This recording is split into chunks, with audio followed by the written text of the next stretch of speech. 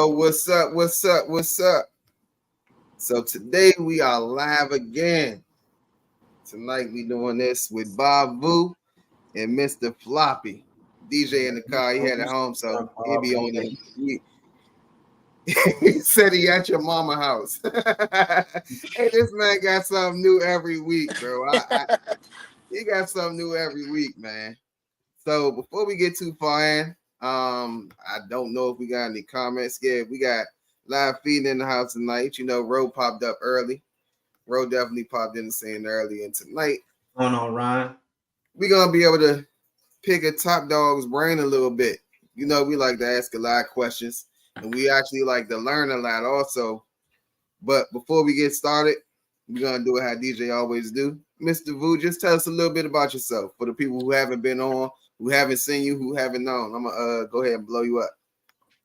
Okay. Hey guys. I'm Bob Vu. I'm the owner of Bob's Balls, professional ball python breeder. We've been in business full time since 2016. I got my first ball pythons, so almost 20 years ago. And we hatched our first clutch of ball pythons in 2009, and kind of just steadily built it up. Now we are a pretty big operation going on with a few full-time employees. We've been very blessed that the industry is kind of taking us in like that, and that's about it. Now we just do ball pythons full-time. We do work with a few other species. I keep about 10 other species, but ball pythons is the main thing. Okay. Sound good. And also, I don't know if we ever did this with Mr. Floppy himself. So we're gonna go ahead and blow you up as well. Tell us about you. Tell us about your whole ensemble. What's going on? What's going on, everybody? Thank you for being with us. It's Tuesday, isn't it, right? Yeah, Tuesday night, joining in with us. I'm Rose Reptile. Active duty military, but I do ball python breeding on the side or whatnot. I primarily work with pie, sunset, clown, and that's about it. As far as genes, I do have like two other species, chondros and berms, and that's about it. I've been in the military 11 plus years and still going. That's what's up. We got some more people that came through. We got Mission Morse on the chopping block tonight. What's up, Mission? We got Jamie. What's going on, Jamie? What's going on? We got Static. What's going on, Eddie? We got Mr. James Perry, J&S Exoticz. What's going on, James? And of course, he gotta come through, act like he don't know nobody. Of course, everybody know who Bob Vu is, man. If you don't, now you do. So, while we was backstage, we were just talking about a little bit of back history or whatever, and that brought me up to a good question. If you weren't, for both of y'all, if you weren't into the hobby in terms of actually breeding ball pythons and stuff like that, what would you rather do with the animals? As in, like, not selling, like just keeping? Not selling, weren't doing anything in terms of breeding, making no financial income from these animals. Would you still be as interested in them as you are now? I would have probably a smaller collection, but a larger variety of species. Back when I was in high school and college, I owned a lot more species, mainly because I was still trying to figure out what I like to keep, what I enjoyed, and where I can spend the most of my time. But now that the ball pythons thing has been, has taken off and it's been such a big part of our life, it's hard to add more species, and the risk of adding species, diseases and all of that, and the maintenance. And so I try to keep as many species that are low maintenance or the very similar maintenance to a ball python as possible. Like we own blood pythons, rainbow boas. You can keep them close to the same temperature ranges as ball python. You just adjust the humidity a little bit. crested geckos, lychee, stuff that's easy to maintain because I have such a large population. But if I didn't like breed ball pythons to sell, I would probably own even more species. Because again, I've been fascinated with reptiles since I was, a kid, going around catching snakes and putting them in a box and keeping them for a few weeks and then releasing them. And I kept rattlesnakes when I was growing up because my Oh, dad, nah. sure, why not? And I just had a tank full of rattlesnakes. What? And took them to my college professor. He used to milk them. Wow. So really fun stuff. And I've always been fascinated by all the species. That's why we herp so much. That's why we go out to the fields and herp a lot more. But yeah, that would be my take on that. Wow. So you used to go out in the wild and catch rattlesnakes in the wild. I still do that now. We just went Man. last year. We went to New Mexico and Arizona, visiting Bob Ashley's place. He's the owner of NARBC. He owns a beautiful spot, and we found probably 20 to 25 rattlesnakes road cruising, and we found quite a few big ones, Mojave rattlers and eastern or western diamondbacks. Really nice stuff. So we still do that, and then we're hoping to go. We're going again this May to California. So I'm hoping to find some more cool species over there. Wow, that's amazing. So what do y'all do with the rattlesnakes? When y'all catch them, We just and with the same thing with every single species we find, we just catch them, take pictures, and then send them on their way. Okay. Literally, people can't my parents can't understand why we do what we fly over there, we pay for hotels, rental cars, all this stuff. Yeah. Just to take pictures of stuff and throw them back. But honestly, the excitement of it is like going out there into the wild and catching these animals, and seeing them in their natural habitat it's so much fun. And when you flip a rock over and find a species that you've been wanting to find forever, and it's like nothing else. The biggest find, I feel like our best find as a group that we found so far is we found an 18-foot Burmese python in the Everglades. Yeah, it was ridiculous. Like everything just lined up perfectly. We found a 5-foot Burmese the night before, so we were already like super excited, and we already found like 15 other species of reptiles in the Everglades. And then really the last night we were there, we were actually running out of gas and driving back to town to get gas, and literally she was crossing the road. An 18-foot Burmese python was crossing the road, got out and snatched her up. So it was pretty cool. That is luck right there. Yeah, I mean, it's so much of herping. It's just like knowing where to be and just being lucky. A lot of it's just being out there long enough and being lucky. Right. That is cool. So, like I was saying, like the only thing that I've actually caught in the wild was black razors. I think that's what they call garter snakes. I actually had a pet garter snake for probably about 6 weeks, and then they eventually died. Garters are cool, man. I do like garters. I have 1, 2, 3. I have 4 garters. California garters. It's a difference between the different localities with the garters. Yeah, the localities they all look different. So your southeastern garters, your California garters, in my opinion, are the prettiest ones. Your Oregon orange spotted garters are really nice. So each one of them, like each area of each lake has a different locale of garters that looks different. My favorite is just the California red-sided. So I keep mostly of those. Yeah. Okay. What's up? That's interesting. Right? Yeah, that's interesting. I don't know what happened to my camera, but yeah, that's pretty interesting. So yeah, I don't know if I would ever think about catching no daggone wild rattlesnake, bro. That's probably your best bet. They're probably the slowest, clumsiest, and laziest snake. Like out of all the venomous species, in the U.S. anyways. Everything outside the U.S. is outside of my wheelhouse. But within the U.S., they're probably one of the easier species. The toughest one are probably to like, if you're looking at like a tough animal like to handle on a hook or anything like that, like copperheads are extremely. They're very skittish, and they're fast, and they're light bodied, so it's hard to hook them. But rattlesnakes are fat, they're heavy bodied animals, and they kind of just sit on a hook real easy, and they're kind of slow. In my opinion, you can really read their body language, so they're really easy. So that's not something that like whip around and try to attack you or nothing like that. No, no. Well, they're not like. I don't feel like a rattlesnake is really out to get you. Most of the time, if you stumble upon a rattlesnake, they're pretty easygoing. We can move them around pretty easy. Honestly, with even very minimal training, you can handle a rattlesnake. Right. Okay.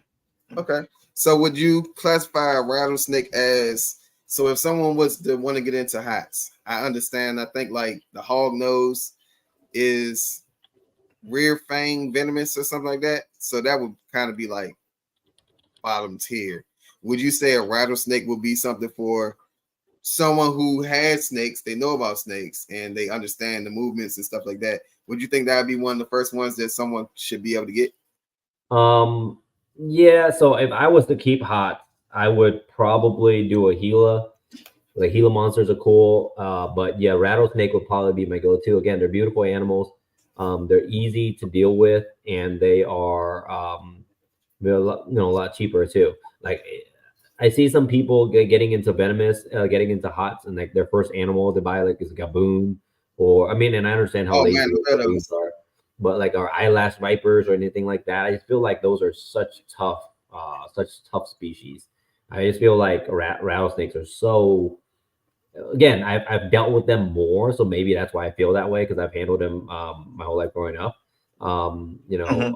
On the farms and stuff, and I kept them for years when I was on the farm in tanks. But I just think like a gaboon or an eyelash viper or something like that is really not an amateur animal. That's like a years of experience animal. Lil Fiend said the chillest he's dealt with is a pygmy. Oh yeah, pygmy rattlers are chill too. Pygmies and timbers. I feel like timbers don't really ever do anything either. They're lazy. Mhm. Okay. Okay. That's interesting to know. Mhm. Yeah, I don't know if I Yeah. I mean I like them. I honestly want to get a Domero boa only because I feel like they look similar to Gaboon vipers. They look a lot. Doomers are such beautiful snakes by themselves. No Yeah, mutations or anything. So beautiful. yeah, I really like them. I wanted No. a heavy body, nice size snake as well. So definitely was thinking about getting one of those. So you went on a trip right after Christmas, and Banana Fields wants to know how was your trip and Oh, where'd you go? Where'd you go? we flew over to Vietnam. It's my first time back, so I wasn't born in the States. I was born originally in Vietnam. We came to the States in 1993. And so this was my first time back in Vietnam, and we loved it. It was very surreal Mhm. because in the U.S., I feel like whenever I meet somebody that speaks the same language as me, I get so excited. And I'll come up and talk to them Yeah, because you feel right at home, and right. Yeah, like I mean, that talking to makes snakes sense. is very big in the It U.S. definitely makes sense. Right? Like every time you go to a nail salon or a noodle shop, there's like 2, 3 Vietnamese people. But it's like when I was over there, everyone speaks the language, and it's just so surreal to walk everywhere and just understand what they're saying. Um, and it was pretty cool. And the food is amazing. Literally, I never pictured the country like that because it is a third world country still. Like technically, it's like a developing country. But we fly in and literally, my sister's like, "You want to go to the shopping?" So we went down to the downtown area, and there's just food vendors outside of the Starbucks selling like mangoes. And I was just wanting to eat jackfruit. So literally, right next to the mango lady is a jackfruit lady. Right next to her is a lady selling noodles, like really just out open in the street, and Mhm. everywhere we went was like that. Food, drinks, and once you pay for your ticket to get into the like to fly over there, everything is so cheap that you can really really have a good time on a budget. You can eat the whole day and be full for less than $10 for sure, for sure. You said the For whole day. Oh, if you're splurging, that's if you're splurging, man. If you $10. really want to go out and like have a good time, maybe $20. If you want Wow. to get some drinks, grab some beers. Um, the most expensive restaurant we went to, and you can tell a restaurant's expensive or high end is if they have air conditioning. So like at nighttime we'll go in and if we go to a restaurant with air conditioning, we know it's a high end spot. And again, each plate is like $4, $5. Well, Wow. this is like high end restaurant. if you go into like a lower end restaurant, which is what we stuck with most of the time because I want like the authentic experience, you go Yeah, in and you order a bowl of noodles or whatever, and it's gonna be $1, $1.50 tops. Dessert's gonna be like 50 cents. You know, like so I ate that's so much food the whole time I was over there. It was ridiculous. Yeah, I like going to, visiting those little countries and stuff. Like one of my favorite places is Bulgaria. Bulgaria, Oh, you travel with the military, right? So you got to see yeah, a lot of that. Yeah, yeah, that's cool. Bulgaria. Like you can get a whole large pizza for like maybe $4.50. Hmm. wow, Yeah, you get a tomahawk steak with fries and stuff for like maybe $16 or $20.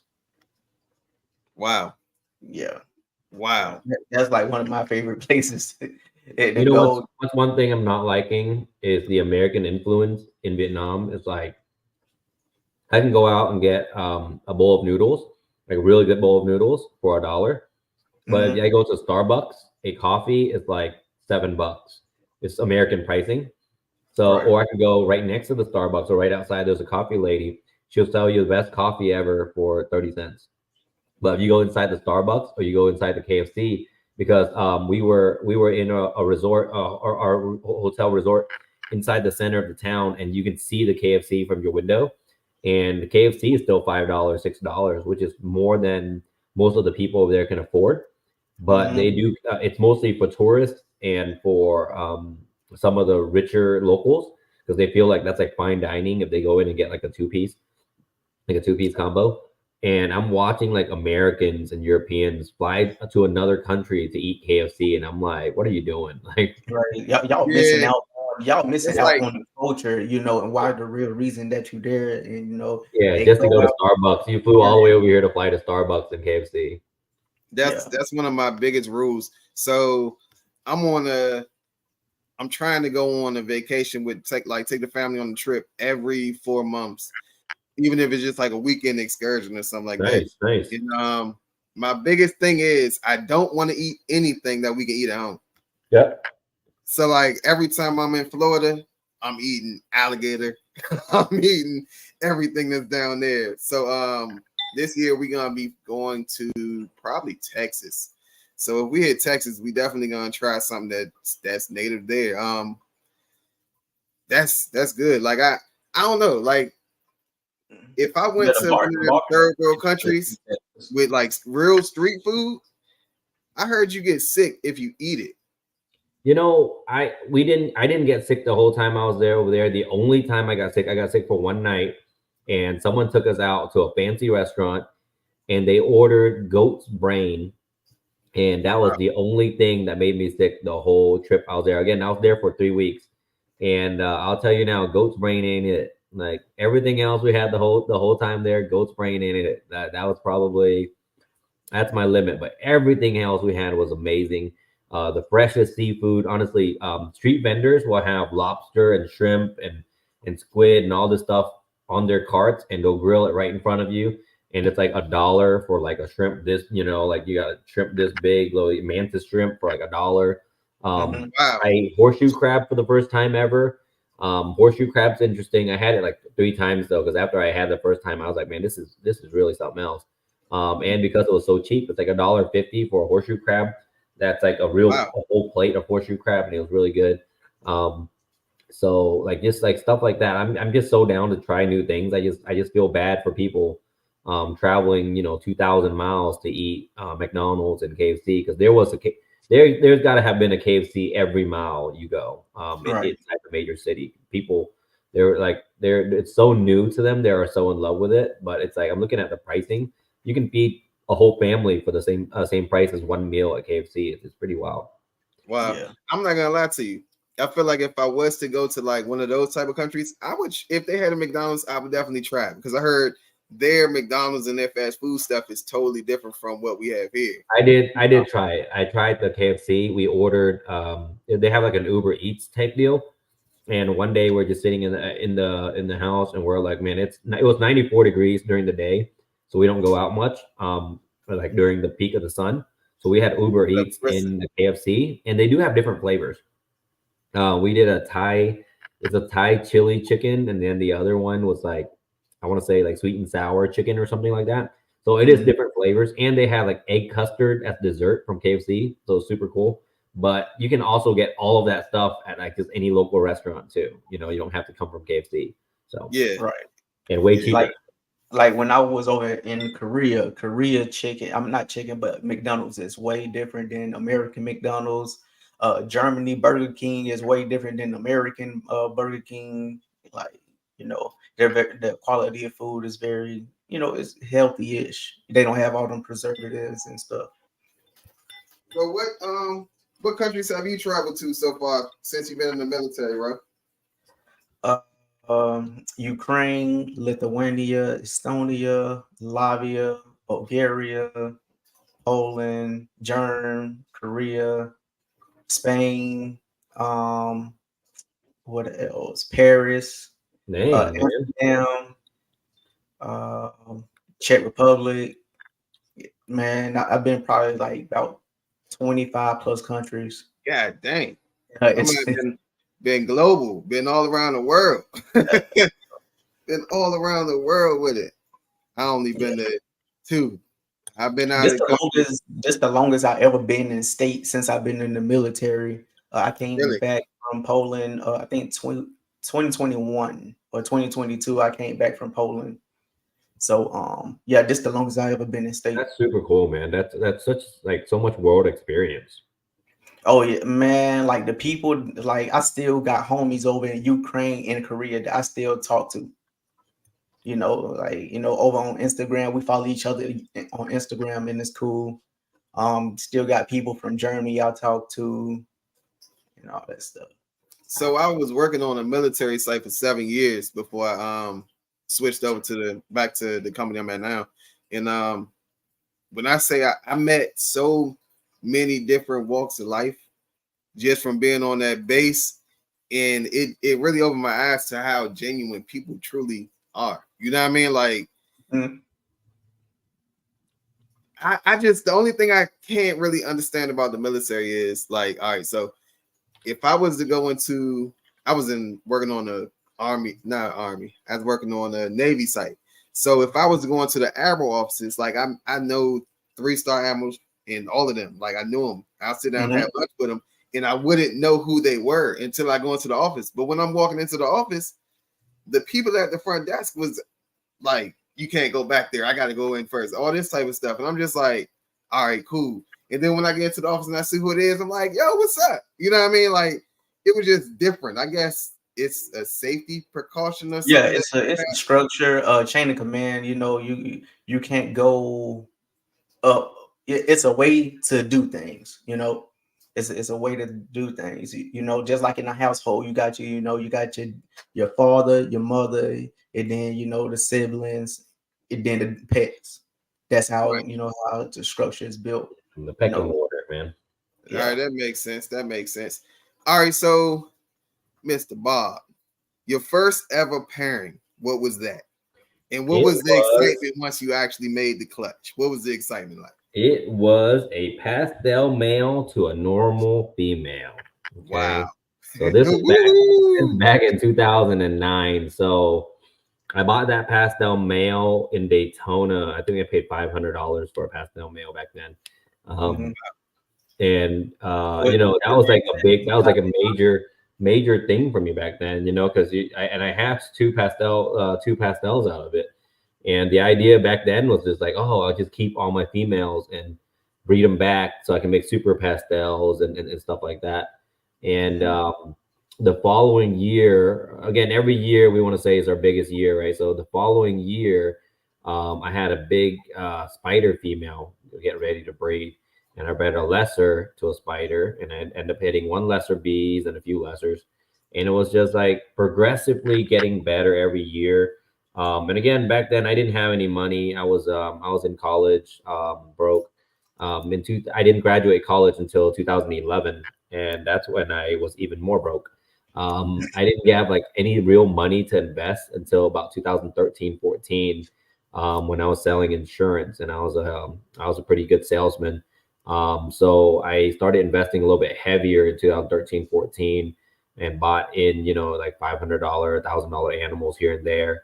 and built up the collection. I was up to about 80, 90 animals at the time, and I wasn't really selling anything. I was just pairing stuff and keeping a lot of it. And I was selling a few things here and there to the pet shops, but I was just like hoarding everything. And then right at around 2016, in 2016, I did almost 50 clutches of ball pythons, and I had gone to a show. I went to a reptile. I vended Atlanta Repticon that year, and I did $7,000 in sales. That was my first time like closing like a big show. So we did $7,000, really good show. Then I came home. What was you selling at that show at that time? Oh man, we were selling like killer bees and single gene pies and stuff like that. It wasn't like, I don't even think I own a desert ghost. Oh, I owned one desert ghost in 2015. I owned one female desert ghost.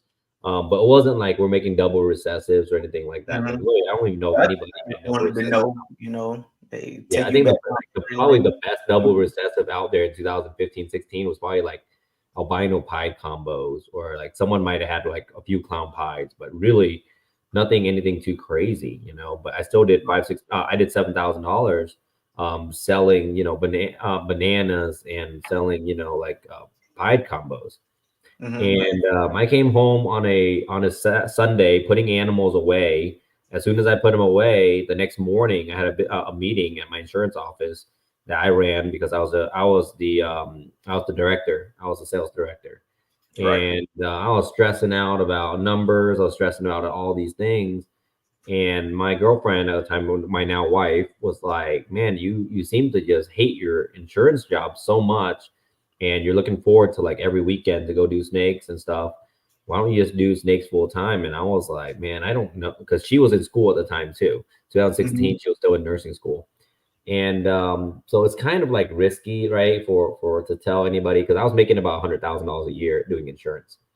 So it's like to like call my boss and say, hey, I quit, So I did. I told him, hey, I need to talk to you, and ended up quitting in 2016. I quit my insurance job to pursue breeding snakes full time.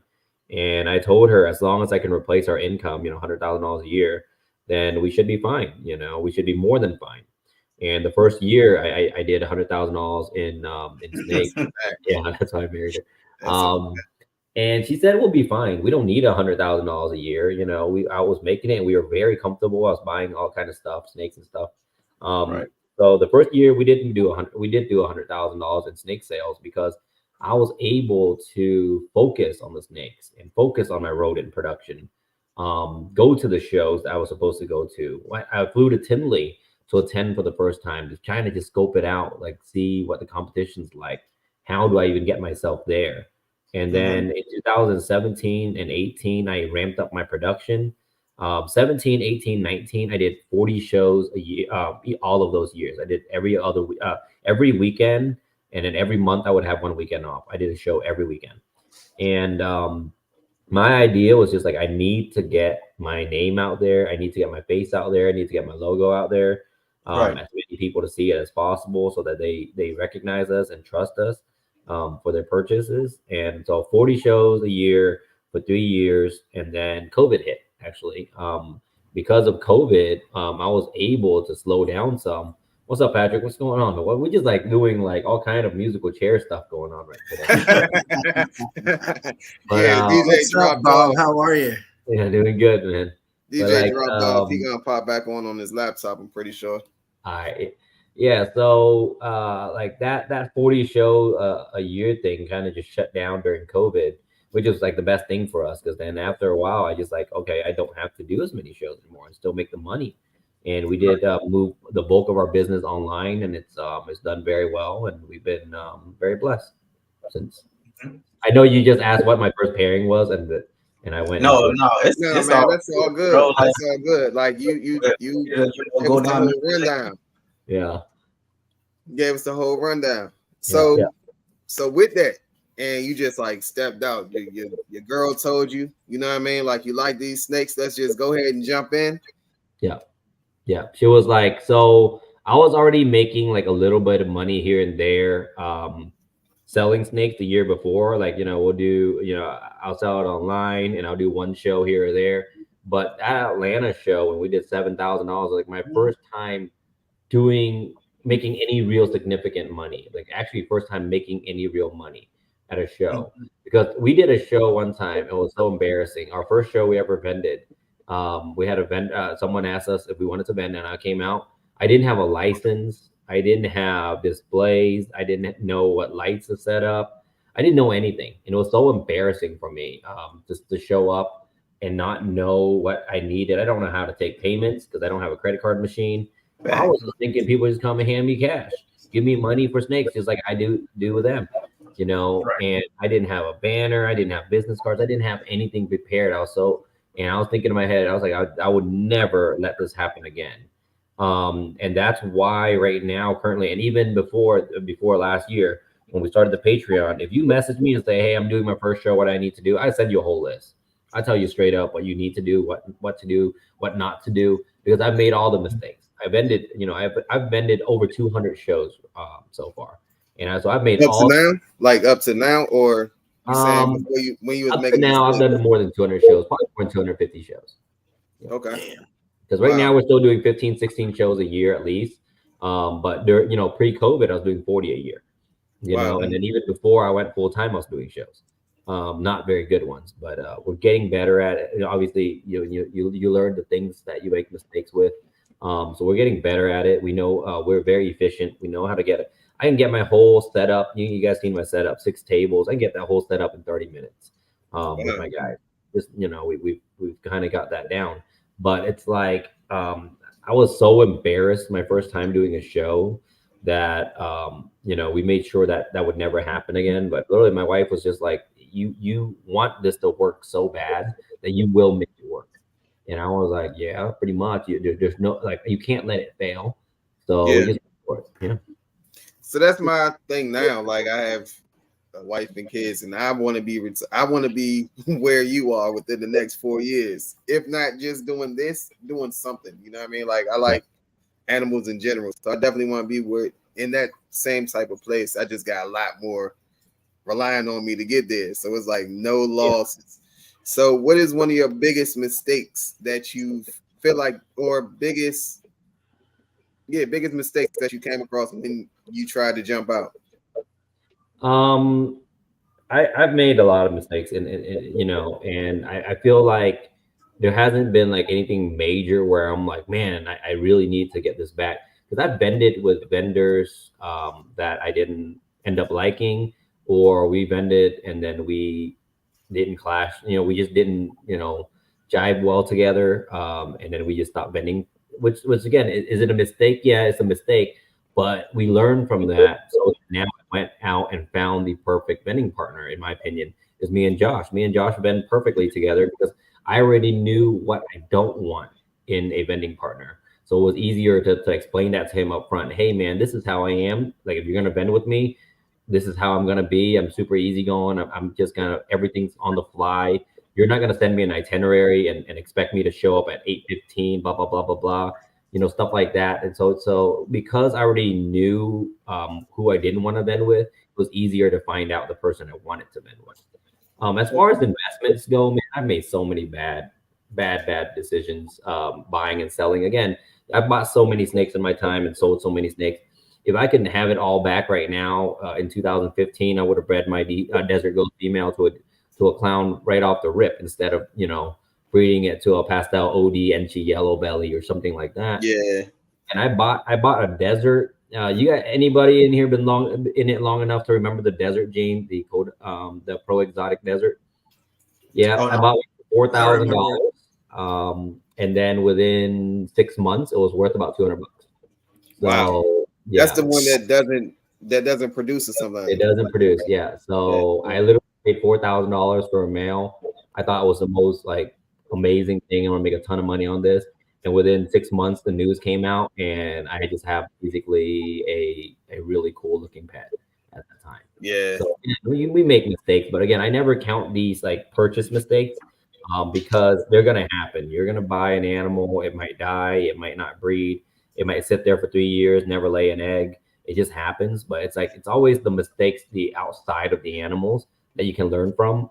Again, hopefully they're not non-catastrophic mistakes. I've seen people, duct tape heat probes to their racks, and then if you know anything about duct tape, over a long amount of time, heating up, cooling down, it becomes brittle and it breaks, and then your probe falls out, and then you burn down your whole house, which we've seen multiple times in the industry. But now we all learn and we say, okay, we need to use aluminum tape because it doesn't give out over time.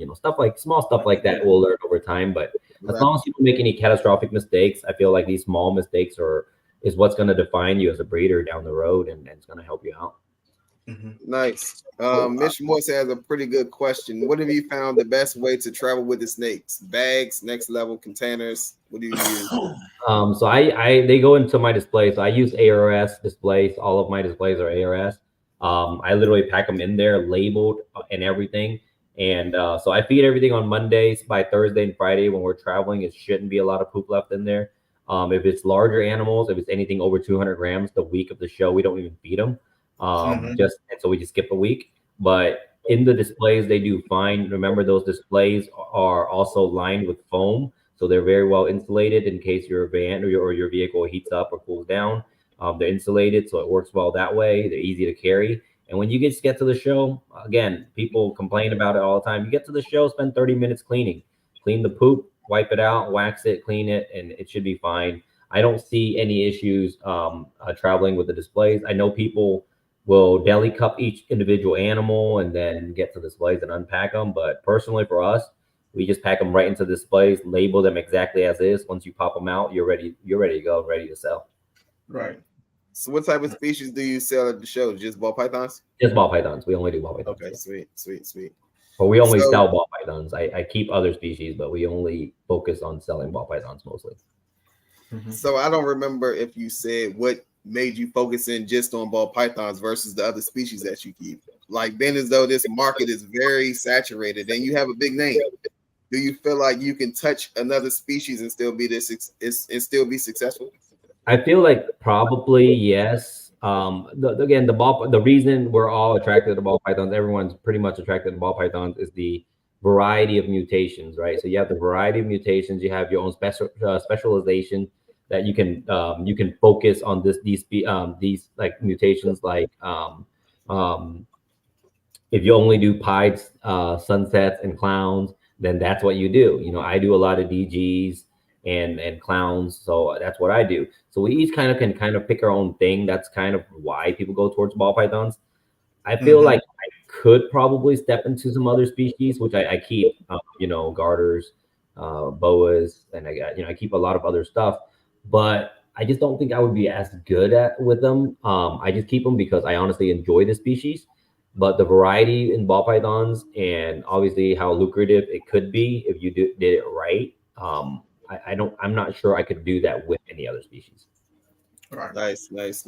So if you had someone just coming into the game like myself, and I was to say, hey, what do you think will give me the best return on the investment if I was to hop in right now?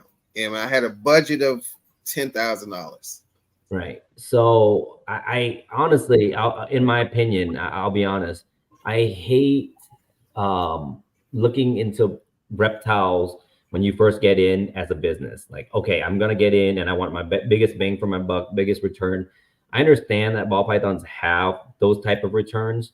The problem is if you step into the industry thinking business already, you probably won't last very long because there's going to be so many crappy days where you go into your rat room and half of them are flooded because a rat escaped and chewed up all your water lines. You're going to want to quit so bad. But if you enjoy the species enough, because again, I bought so many expensive snakes in my time, and a male will not breed or female slugs out. It makes you want to quit, honestly. But if you enjoy the species enough, you'll be able to hang in there. But if you're only in it for the money, and then especially in today's market where it's soft, you're going to want to quit. And I'm watching a lot of people quit, and a lot of the people that weren't as passionate about the species. They were just, again, they might have liked snakes just fine, but they're in it a lot for the money. And then now that the money is no longer there, or they didn't make enough money this year, and your wife's nagging at you, or your husband's nagging at you about how many snakes you keep, how much it's costing, you're going to be more likely to quit. So if you're going to come in and say, I'm just going to go in and invest, I might just tell you, hey, man, you'd be better off buying a $10,000 CD and getting 5% back every year, because at least you won't make money. And then all your animals become unwanted, like the other 70,000 on Morph Market, Yep. It just adds to the market. It saturates the market that much more. That's why I'm just asking everybody this year, like last year I did 15 clutches. This year I'm doing 7. I'm only doing things that benefit my collection, And breed what you can sell. Honestly, breed what you can sell. If your name is bigger, I'm looking at Justin. He's going to sell out by the end of the year. Then he can continue to breed those exact numbers. Last year, I'll be honest, I'm a big volume producer. I produced 299 clutches last year. We didn't get to 300, and I'll tell you right now, I'm going to Tinley pretty light. We don't have a lot of animals. We have just some stuff we hatched over the last few months. We just don't have a lot of animals right now. But if you're able to move a ton of animals, and produce animals. But I'm watching a lot of these guys that produced 50 clutches last year, sitting on 40 clutches, but still want to produce another 50 clutches. I'm like, why? You can't even move those 50 clutches. Yeah. Produce less. Yeah, like that totally makes sense. He's going to produce less this year because he don't want to sit on inventory. This year, I'm not going to do 299 clutches. I'm probably going to do 250 or maybe 225. And we're going to refine the product. We're going to make sure that we know what sells now, right? Again, we've been doing this long enough. Maybe this type of clutches, these type of clutches here that we produced last year, we sat on the shelf for 3 months. But these clutches, every larger breeder that I've spoken with even said the same thing. They're not going to do heavy this year due to the fact of the market. In fact, that's all he needed was one more. I'll be honest.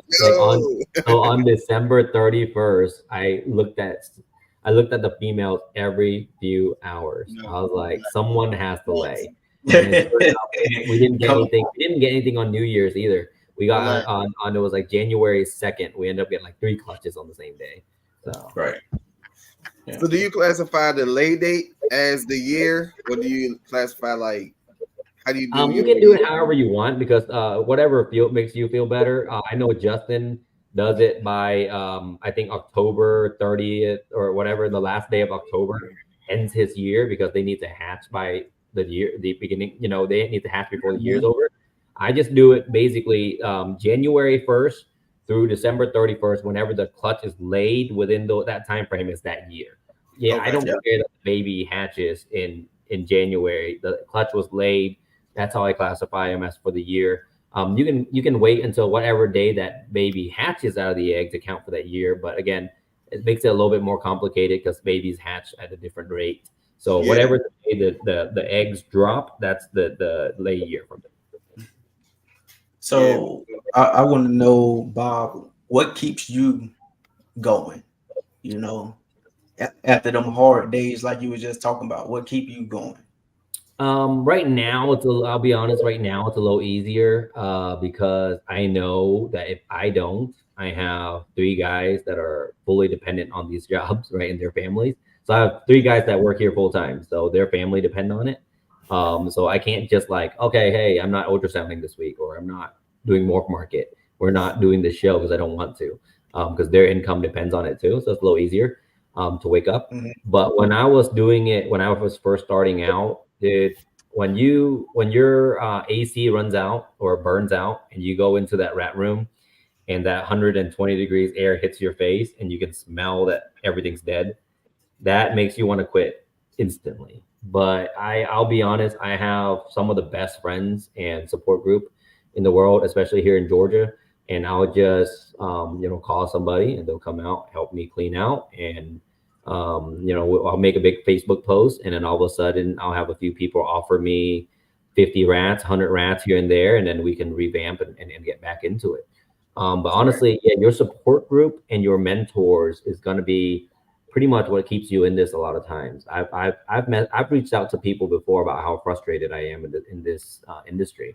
I've done shows where we leave negative years ago, where we leave and we lost money. We didn't make any money. I've been to shows where someone stole snakes off my table, stuff like that, and I've been called. And again, you all know this. You all know this because you're all in this industry. Being black in this industry is difficult. Being colored in this industry is difficult because, especially 10, 15 years ago, it wasn't really acceptable.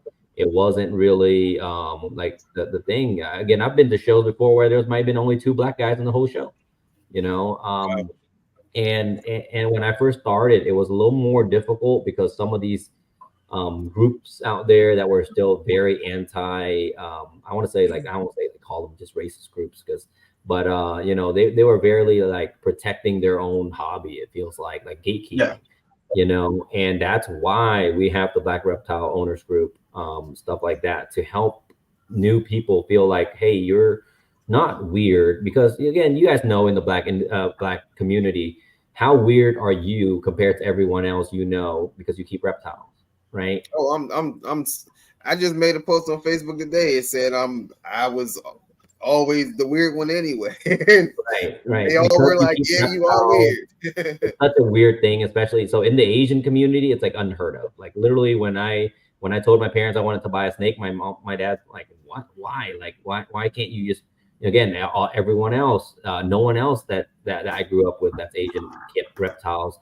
And you know what? I'm so happy when I went to Vietnam this past month, because I actually got to sit down with the Vietnamese ball python breeders group, and there was hundreds of members.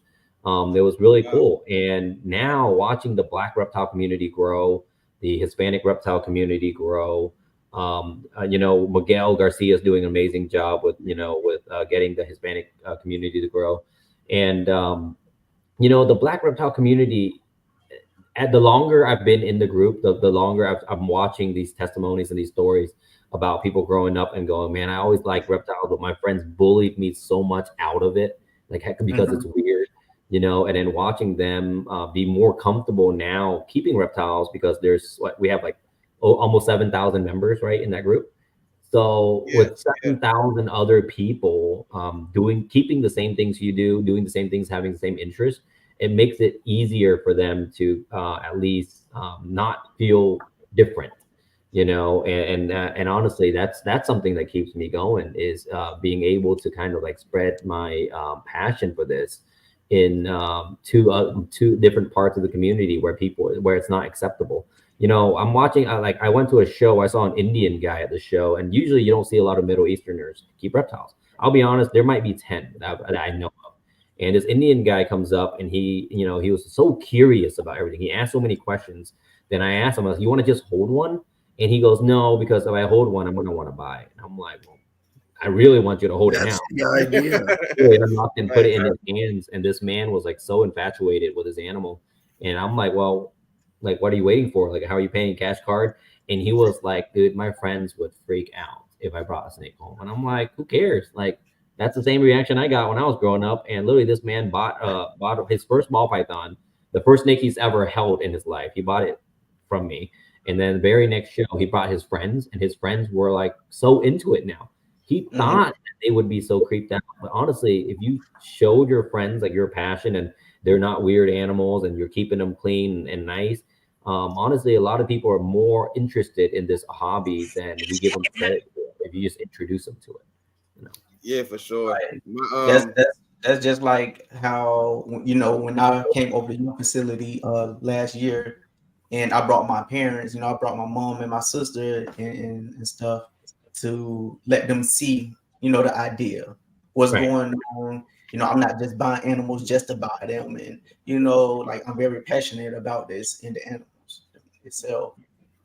And then I know a lot of Black people, when we're younger, we talk, snakes are bad, they'll bite you and all that good little stuff. So, I get on live and I educate, the young people, the young generation about animals. They're not bad at all. They cool to keep.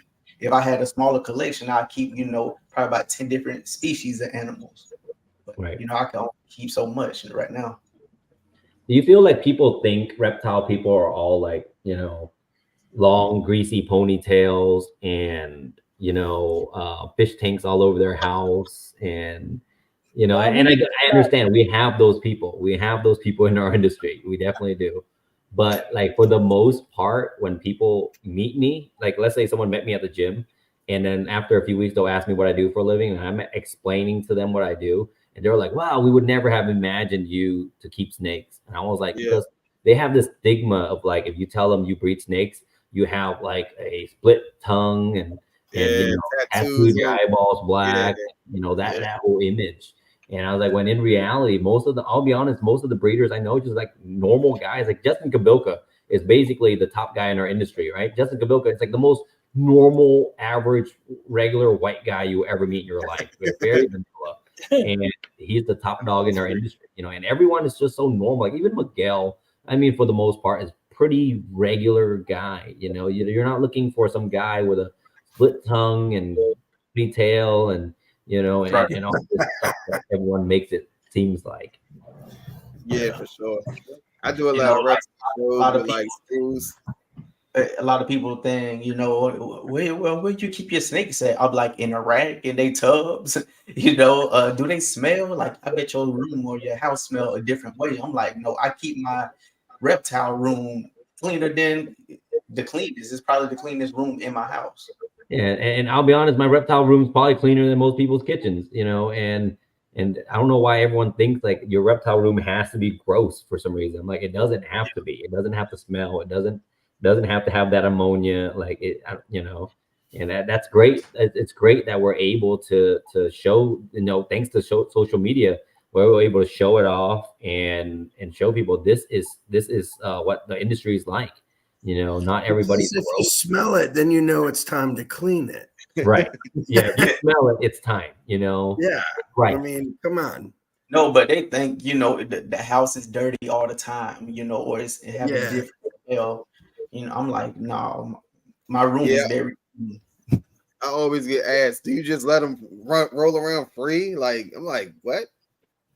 No, like that's not possible. I'll take it out every now and then. But hey, you better not let it out, man. It's gonna be sizing you up. For sure. So I did an experiment. So like when I first started, my daughter had a birthday party at the house, and I purposely got it was like a 10-gallon fish tank, and I put it upstairs in the same room that everybody was in. Everybody was like, I'm not going in the basement. You got snakes down there. So I purposely put one in the same room that everyone was in. And then after the whole thing was over, I was like, hey, it's a snake over in the corner. Everybody was like, oh, why you do that? And I'm like, it didn't do nothing to nobody. So and none of you would have noticed it anyways. So. At all. Mm-hmm. So like I got my wife has a daycare here at the house, and I work during the day, so I'm hardly ever here, but she's usually got 15 kids, and I keep all the hatchlings here at the house, plus I keep my pets, 8-foot boa, and the kids love them. I got my pet rat here at the house. Kids love them. I mean, it's y'all seen videos of us hanging out. Yeah, I think with kids aren't really afraid of anything, No, I think fear is taught. Fear is taught. Absolutely. Right. Like fear is like discrimination. No one is born knowing it, Right. I definitely feel that, especially with kids. Like when I go to the reptile shows, it's always the teachers and the parents, and I always tell them stay in the back of the room. I don't want the kids to see y'all, like, because I already know as soon as they see y'all, they're gonna start acting out just because. Yeah. And sometimes I even say it to my own kids, like they're not scared of them or anything like that, but I just say just stay to the sides so that the kids can actually see and experience what's actually going on. Versus I got jam. Someone's here. Okay, dope. Y'all have a good night. Appreciate you coming on. Yeah, so like I always ask the adults and the people who are more fearful, just stay to the side. And at the end, we'll let the kids touch them, hold them, whatever, but it's all supervised at the same time. I don't want to just have them just run around and drop it because somebody screams or anything like that, but it's definitely taught. And I donated 2 snakes to schools so far. I gave my nephew a snake. I gave my goddaughter a snake. I just really want them to see it, and then when they pass it on or when they put it on their social media and more kids are seeing it, it's like bringing more awareness to the hobby. Because if we don't, man, this is gonna die out. It's gonna die out just from the fear. Yeah. And again, it's like we want them to basically have the experience that we had, right? To appreciate the animals that we have. And it's like parents, like I don't do a lot of these educational shows, but I did one recently. It was at a church. It was at my buddy's church. And he was like, man, the kids have Sunday class. Can you come out? And I'll be honest, without the parents there, because it was only the kids, it was so easy because they're all so interested. They just want to hold everything. But when parents are there and making faces and going, oh, be careful and all this stuff, the kids don't know that they have to be careful around snakes because I didn't tell them they have to be. I brought the easiest, chillest animals. I brought a crested gecko, so I know they're not going to get bit. You know, it's like, and I didn't tell them they have to be careful or anything. I just tell them they'll be gentle. This is how you touch one. This is how you handle one. And honestly, they are not afraid of being attacked by one because I didn't tell them that they had a chance. I didn't tell them it was a possibility. You know, if you don't teach them that fear right off the rip, they just don't think about it. You know, so man, I was just telling Ro that I had an emerald tree boa, and when I got out of the bag, the dude that gave it to me, he was walking around with it on his arm, and I'm like, oh, that's cool. So I grab it right off of him, put it in the bag. I get home, I take it out the bag. I did not know this was the snake with the biggest fangs of all. So the longest teeth, I'm just handling it like it's nothing. And then I fed it one night and I seen the teeth. It wasn't that bad. But the next time I went in and opened up the tub and I seen the teeth like actually coming towards me, I was like, oh, you got to go. So at that point, I was like, yeah, I actually feared that snake. So she definitely had to go. But fear is definitely tough. Like if you don't know that something's dangerous, you're not really gonna worry about it. And it's really a respect thing too, right? You don't have to teach them to fear it because you can always just teach them to respect the animal without having that fear. You can still respect the animal and respect its power. Yeah. They love it when it's feeding time. Yeah. Definitely. So what's your collection? Do you feed live or do you feed frozen thawed?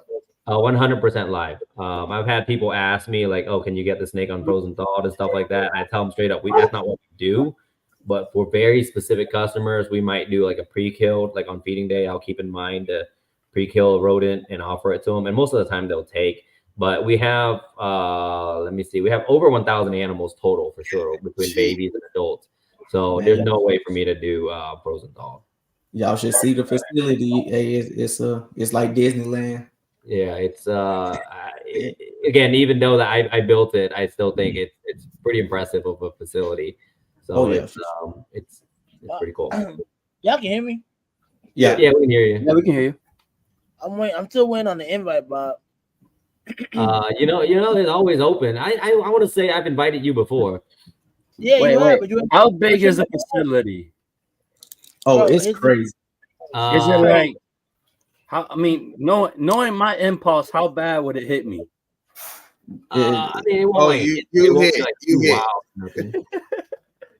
Hey, DJ, I might be in Atlanta this Friday, so shit, we can go together. You say you coming in this Friday? I won't be here this weekend. I gotta go to North Carolina. Oh well. See, that's why I don't invite him. He always be busy. Every time I invite him, he busy. I got something major going on this weekend, bro. Yeah, it's all good. But we'll definitely have to set up something, bro. Because I've been told Bob already that I want to do a whole little vlog of the facility and all that extra to put on the page. So then the folks that can't see it, like they might be too far. I want to be able to bring that to the can see it, you know.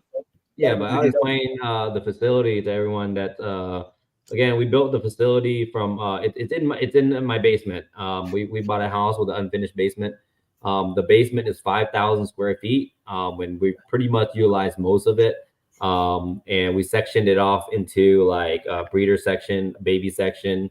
I have a room that's dedicated for for our geckos and our cooler species, so that it's not as warm. And then we do a loadout bay and all of that. So it's a pretty big build overall. After setting it up, I thought I was going to do a lot more animals. then I realized I wasn't as excited about breeding, just hundreds of clutches. So we ended up not expanding anymore, and I actually love the size that we're at now, and we're probably just going to keep it around the same size collection and clutch sizes. So how was big? your Go ahead, okay, go ahead. was your basement 5,000 square feet, or did you make the basement bigger? No, the basement was already 5,000 square feet. It was 5,000 square feet unfinished. Wow. The guy that built the house built it originally and never finished out the basement. It was just wide open. So we were able to go in, break down some of the walls, and then put in some beams that for the structure. Yeah. Okay. And finished it out ourselves. And that is my. So when you originally walked into this house or this basement, you just automatically said, "That's it. I already know what I'm doing with this." So our old house wasn't like small or anything. It was just we were outgrowing the snake room. My old snake room was about 1,700 square foot, and we were outgrowing the snake room itself. And we were shopping. And originally, I thought I was gonna do like a build out, like Justin did, like a separate building. And I was like, man, so we're looking for land. We wanted 10 acres. We want to make sure we have enough land to build out like this separate building and all this stuff. But the difficulties of that, especially during COVID, because we bought during COVID. Well, I say during COVID. Let me see. We didn't buy 2022. The prices of building materials was so high. Pouring concrete was extremely expensive. Electricals was extremely expensive. And then so we found this house on Zillow, and I told my buddy I wanted to go look at it. And when we went to look at this house, it was a good bit more expensive than we could afford at the time. But we told him we would look anyways. And then after looking at it, I was like, man, I really love this house. Again, it's a really nice property. It's on 9 acres, so I don't have a lot of issues with like dumping my cocoa in the backyard or anything like that, or any type of regulations. We can just I have a Kubota. We drive all the way to the back and dump all the bedding back there. But it was we were lucky because when we looked at this house, so many people had already offered on it and didn't qualify to buy it. The guy was like kind of frustrated, was trying to like sell it. So I really lowballed him. I offered 65% of asking price, and he was like, he goes, that must be a joke because that's not even close. Literally, I told him, like, call me when you change your mind. Literally 2 weeks later, he called me and was like, let's negotiate. And because he just could not sell the house, so we were just right time, right place, and the right property showed up. No YouTube. Nice. Did anybody catch how nonchalantly he said 1,700 square feet was the snake room? Yeah. Another house, 1,700 square feet. My old basement was 1,700 square foot. Yeah, I'm like, that's my whole basement footprint. I got a real question. Right? What's up? When are you hiring again? When do you open up hiring again? I'm moving to Georgia. Don't let my guys that already work here hear that, because they like their jobs. I don't think they're gonna give that up. Do any of your guys? So one of my guys, right now currently, I actually met my first employee by selling him a ball python. This was years ago, and then he became a full-time employee. And one of my other guys, my full-time rodent employee, I sold him a snake, and then he started breeding like some mice, like to feed his stuff. And I was like, man, you're really good at this. And he was like, yeah, it's so easy. And I'm like, how much money do you make a year? And he was like, well, I make about, whatever he was making at the time. And I was like, quit your job. I'll pay you that. Just come breed rats for me. And literally 2 weeks later, he quit his job and came and just bred rats for me. That's how. Do you need a rat reinforcement? Because I love doing that too, amigo. I'll move down to Georgia for that. Honestly, that's the toughest part. That's the toughest part of breeding reptiles is rodents. Yeah. I'm about to say, do you think that's a very let's say we wasn't doing ball pythons, bro? Like, do you still think breeding rodents would be like a very lucrative business? It's probably more lucrative than ball pythons. It's way more lucrative. It's easier, right? Yeah. I mean, it's not easier. I wouldn't say it's easier. Well, no, not easy. I'm saying easier as far as selling. Yeah. I think Yeah. somebody always need rats, bro. Everybody needs Always. rats, and I'll be honest. Right now, you have your fastest return rate, right? Because you can buy a snake right now and wait 2 years, or you can get a male rat right now with 3 females. You have pinkies within 2 months. You know, the return is so fast, the turnover is so fast, but also things can go sour really fast. The work is shitty. We all know that. We all know how bad the work could be. You know, but the thing is, you're never gonna have to hunt down customers. They'll find you. Trust me. Oh, yeah. You post on Facebook right now, you got 1,000 rats, they'll find you. Facts. Mm-hmm. No, that is true. And you gotta think right now on this screen right now, a week, if you buying rats at $2 a rat, right now on this screen, we already up past $5,000 practically. You know what I mean? Mm-hmm. I mean, I just sold what 35 rats, 35 mediums, 30 smalls, 60 ASFs, and it was like 250. Yeah. Yeah, that's a steal for them. Yeah. What's it cost? What's it cost you to produce something like that group? Well, I mean, I spent like $100, 120 bucks for 4 bags of the, I don't know how to say it, the Combat or something. combat stuff, Yeah. and that lasts me a month and a half. Yeah. And then bedding's like 100 or not even. That's like $7 for the big block. Yeah. And then I do the horse stall, the powder stuff. Yeah. So you let's say out of that 250 you made, you got $100 into it. Yep. In that group. And that's a week. Yeah, that's a week. Do that. It's just the one customer. You feel me? That's one customer. No, I just went and got rats the other day. I don't like it because I got my own, but I just went and got them the other day, and it was like $60.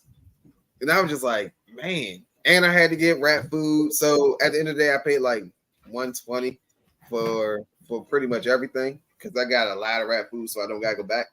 But man, that rat stuff is crazy. Hey, I see Keisha. I see Keisha in the chat right now. She's a rat producer and rat seller, and she knows, man, the demand right now, it's crazy. People buy rats, and if I had 1,000 rats right now, I could sell them. And you know what? About 3 weeks ago, I ordered 1,000 rats. Ooh. You know, $2,000 order. Yep. You know, it's part of the deal. When we're short on rats, and we don't ever. It's not like we ever need 50. When we need rats, it's like I'll take 500. I'll take 1,000. You know. Yep. I might just say scrap the ball pythons and start breeding rats.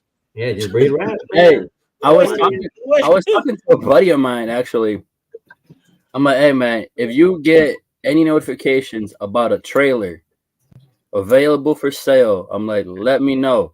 Because I'm gonna take that sucker, revamp it, and I'm gonna take it with me to Tinley with rats. Park outside, open that little hatch and be like, hey, rats for sale. Just watch everybody come. I'm like, yep, sold out. Okay, now I got money to go spend at Tinley. The rat people make a lot of money in Tinley. I tell you, the frozen rat people. Right. Yeah, I mean that's frozen. I feed frozen thaw, and I spend maybe about 300, 350 a month just to feed a small collection of like 20, 25, ball pythons and my other. Dude, I noticed that when I first had my first 15 snakes, buying rodents was just like not gonna cut it. Because then I went to 60 snakes and I was like, nope, I definitely got to breed rodents. Yep. So with you producing 300 clutches a year average, can you even say that you have an anticipated clutch? Oh, of course. Like out of those 300, I'll say 100 of them are like my really like the stuff I really want to produce. And out of those 100, there's still going to be 10 that are like, finally, this is the year we've been waiting for to breed this female, or we've had this female for 3 years, like finally get to breed it. So yeah, we still get the anticipation. We still get like these really, really, like, in my opinion, like the best, the cream of the crop of my whole entire collection finally get to breed, because there's a lot of the stuff we're producing cool stuff for next year or whatever. But when you finally get like your best animals up to size for that year, I think there's always going to be those animals. no matter whose collection. I'll be honest, even Justin's collection, as nice as it is, he's gonna have his top 10 clutches for the year where he's like, man, I can't wait to see these ones. You know? Right. So Bob, you telling me at the end of the year I had to schedule a coming to the crib and having you do a top 10 of the year of 2024. The hold back rack. Yeah, you do the come in, you do the so by the end of the year you do the holdbacks, right? What I held back for 24. You do the top 10 clutches, so I might already have pictures of all all the clutches laid out for you. I might have some of the babies still there. You might want to come around like October. October is like one of the heaviest hatching, for most people. October is honestly the best time to come because you're gonna get to see a lot of it hatch in October. That's why Tinley October is the best show because everyone's hatching all their stuff between August through September. October really. That's why Daytona is a good show, right? Because it's at the beach. But how many people have clutches hatched and ready to go by August? Like not a lot. I only have the good first quarter of my animals ready by then. But by Tinley October, like all your best stuff is ready. So do you make the most sales at shows or on Morph Market or about 35-40% of our sales are at shows, and the bulk of it is on Morph Market, honestly. Nice. That's why I try to keep such a close tab on Morph Market. It's not like I'm like trying to babysit Darian or anything, but obviously I have a vested interest, right? And if Morph Market does well, we all do well. So it's not like I'm sitting here going, oh my God, Darian's the greatest thing to have ever happened to the industry. I know he has his flaws, but because me being his friend, I can also help as much as possible, guide him to doing what I feel is the best for his business and the industry. If Morph Market does well, we're all going to do well. That's how the industry is. If Morph Market fails, the whole industry will fail. So I don't understand the criticism for him. Again, I understand people are like, oh man, he shouldn't do this. I understand the criticism, but like to go out there and just blatantly attack him over, okay, he's doing this, so I'm gonna like stop selling on Morph Market. I'm like, well, that doesn't help anything. Giving him be helpful if you're gonna be anything towards this, because we know how important Morph Market is to the industry. It's the largest selling platform. And if all you're going to do is go out here and just bash the platform, well, that ain't helping nobody, So. Yeah, I just had a friend, that's also in the military. They was looking for a hog nose, and I recommended them to some breeders or whatnot. And she actually found somebody on Morph Market, and her snake get there tomorrow. Nice. So she used Morph Market, right, for her hog nose. So I think Morph Market a pretty good thing. And again, a lot of the changes, I understand it's abrupt, and they're like, oh my God, now we have to adjust all these changes. And we're like, well, yeah, with any type of, you got to think the industry is changing because the economy is changing. But could you imagine what if Darian would have bought Morph Market in 2020? Everyone in the world right now would think, man, Darian's the smartest guy ever.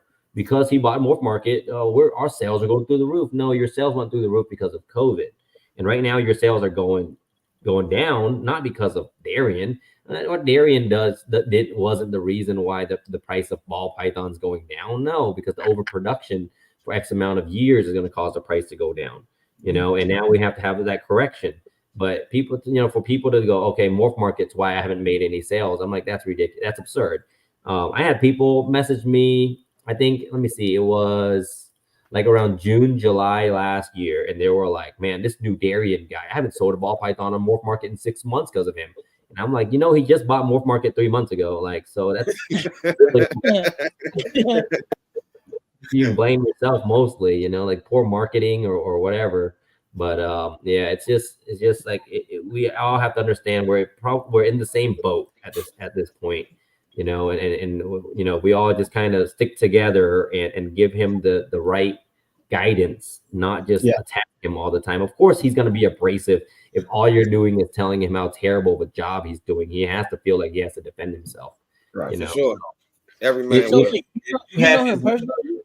Oh yeah, me and him are good friends. We talk almost daily. You know, Okay. I've been friends with him for, I've known him before he bought Morph Market. We got closer after he bought Morph Market because he trusted my advice, so he'll message me and ask about stuff. I'm able to tell him how dumb he's being, or whereas some people are just won't say that to him. And sometimes I'll tell him straight up, man, hey, remove this post off Facebook. It makes you look, like whatever, or and sometimes I feel like he needs people, some people, especially people with any type of power or authority, can use that, and I just feel like yes, we are friends, but also this is a business and it affects my business. Obviously it affects my livelihood, so I'm going to give you my most honest opinion on everything. So Friends in business. Please One tell thing, him. one thing I noticed though is when people complain that they don't sell nothing, is they don't have information on their posting. They don't have how much the animal weighs or the correct weight. And when you ask them, they're like, "Yo, I know that's the correct weight." And you're like, "How can a 2022 snake weigh that much?" It's come Oh on yeah, now. oh yeah. I mean, I look through a lot of these complaints, man, because I sit on my phone all day and I'll look through and someone will be complaining, well, I haven't sold a snake and blah blah blah, and I get curious, so now I'm on their Morph Market. I'll look through their page and I'm like, well, that you took that picture with a freaking calculator, it looks like, and and you posted that up, and I'm like, of course that snake's not gonna sell. And you can't even put in a second picture. You can, like there's so many things you can do if your business is not thriving in this economy. But complaining is one of those things that's not going to help. No matter how much you cry about it, it ain't going to help nobody. But there are a lot of things that you can do to help. And I've messaged Darian and told him, giving him feedback, and he'll message me back and tell me, hey, you notice most of your posts are blah blah blah, and he'll tell me what I need to adjust. People will help you if you ask for the help, not just go out there and complain and cry about something. Yeah. What you was about to ask, But Robert?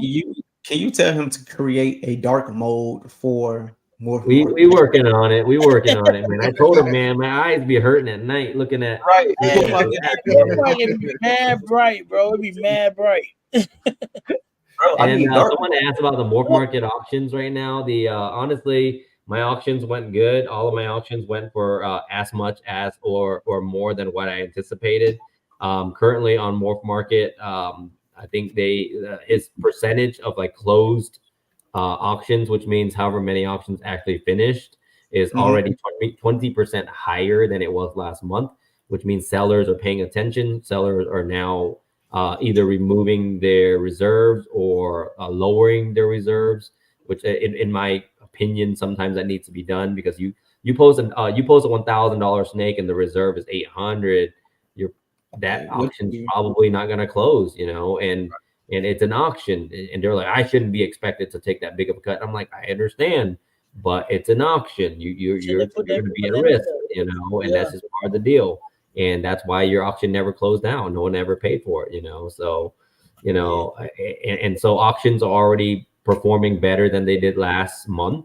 And we have to understand that auctions have only been running for 2 months. It's only February. They launched auctions the first week of January. Give them some time to tweak around the small things. So last month there was 115 auctions that went unpaid. Okay, so there was 100 something auctions out of the 2,000 auctions that went unpaid. People either bid and then didn't pay or something like that. Well, out of those 110 auctions, over 90 members got booted and no longer allowed to bid on stuff. The others had legitimate reasons. Okay, and they weed through the reasons if you explain yourself. We had one lady bid on a snake and her house burnt down the next day. Oh wow. Shit. Yeah, so in that situation, I think we have to be a little understanding. And so, and again, as long as you tell Morph Market that's someone did not pay their auction, they will give you another auction. So you can still auction off that snake again the next week. So you're not losing out on anything, and we just have to understand that we're dealing with people. Things happen, as long as I've been selling snakes, the amount of people's transmissions have gone out, and so many things happen. You know, amount of grandmas that passed away while they're on a payment plan, and these are real life things that happen. You know, so Yeah. you just have to be understanding. Does what about with the auction? How about if you were able to, all right, so say you put your reserve at 200 and it gets to 190, and then the auction closes, but you don't make the sale because it didn't reach the reserve. Is there a way that you should be able to reach out to that person and say, hey, look, I'll take that 190? I believe there should be. I feel like that's a great idea. Mhm. So back then, a few years ago, we had Facebook auctions. So where you just post a picture of a snake, people just comment and bid, right? And if it doesn't reach the reserve, you know exactly who bid because you can see their name. And when they comment, you just message them and say, hey, I saw you bid 390 on the snake. Reserve's only 450. I'll let you get it for 390 and just message them.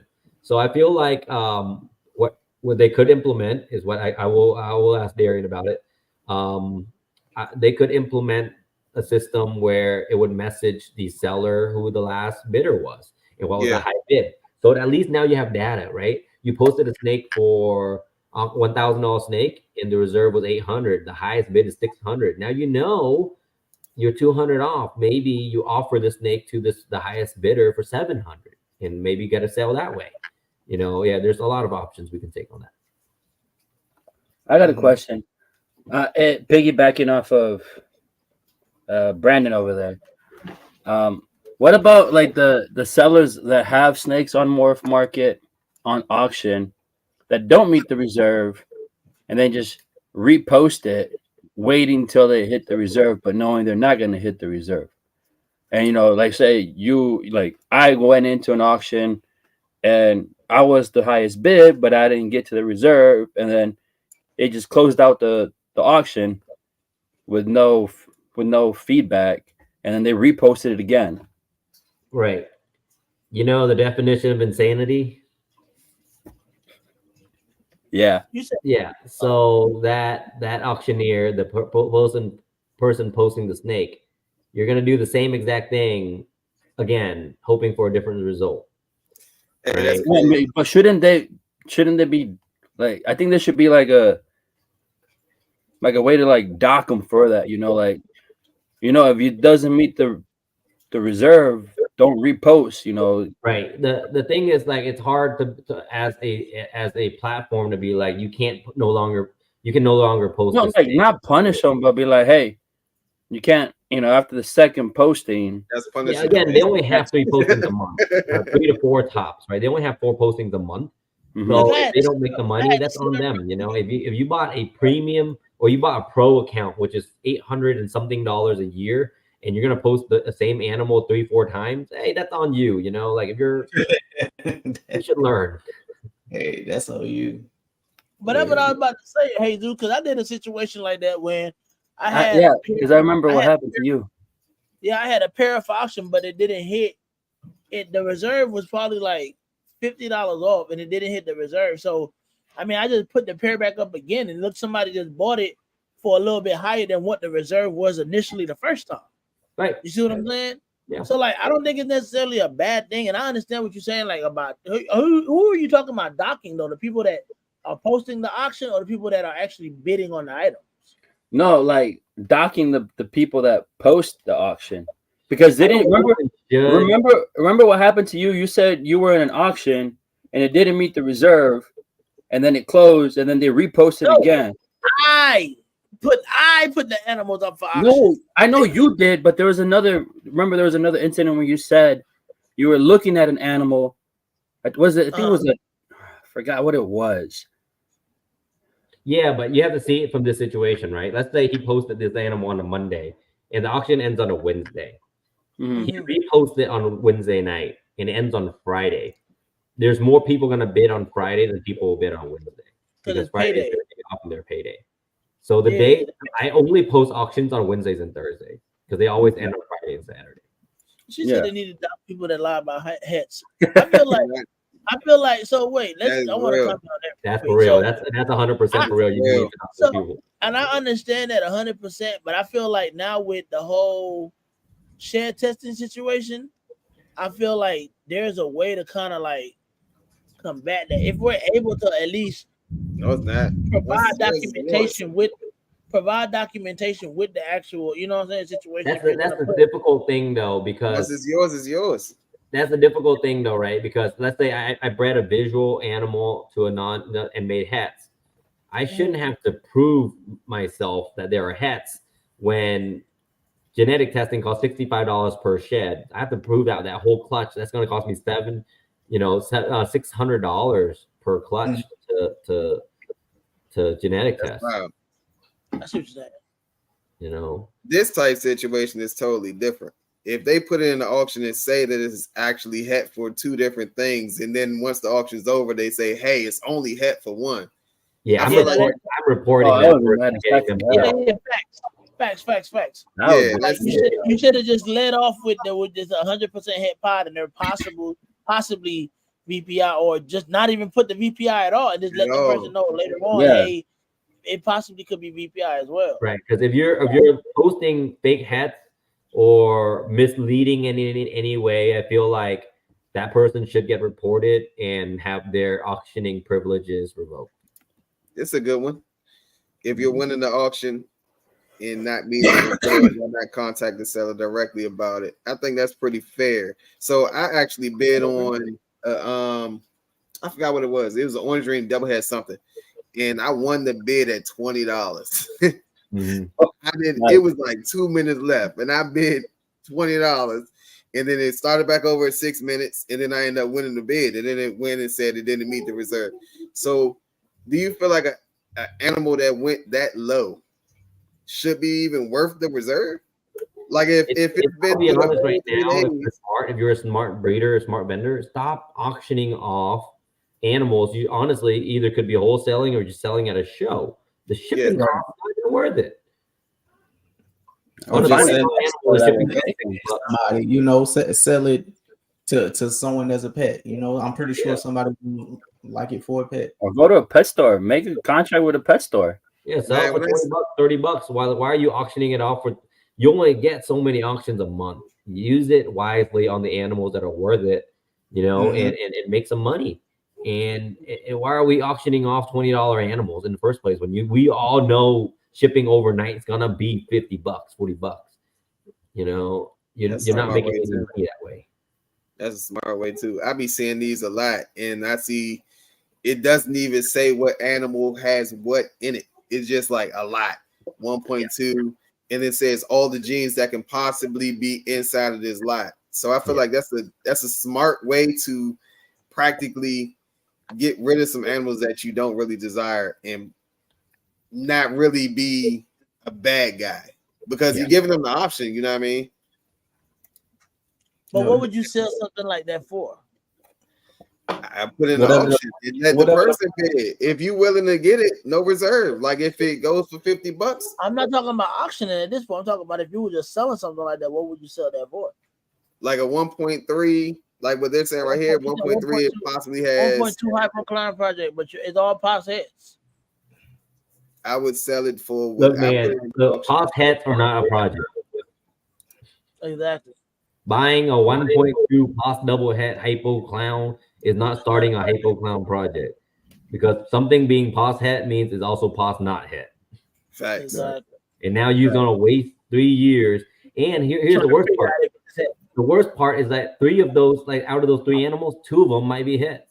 But if it's not the male, all of a sudden you got 2 females that are hets, and you're never gonna make a visual, and you're always gonna think they're not het animals because you never produced a visual ever.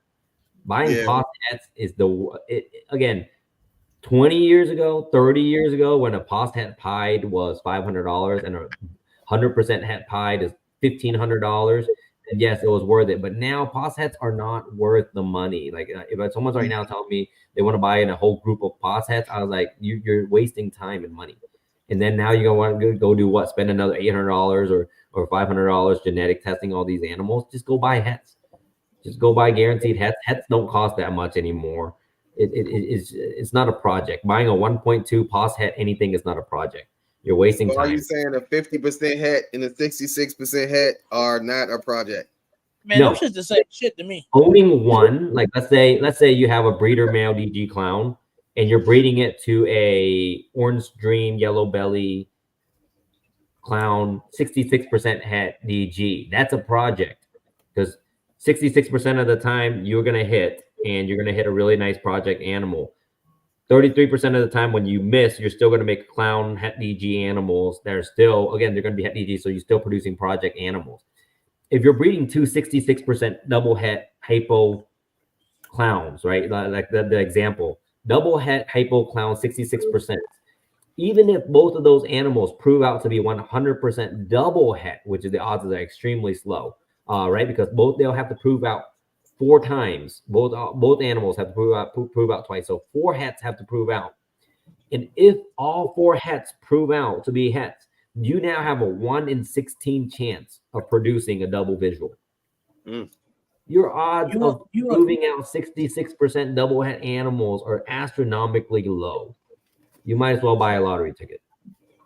You want to know how I know? You want to know how I know you're a real breeder?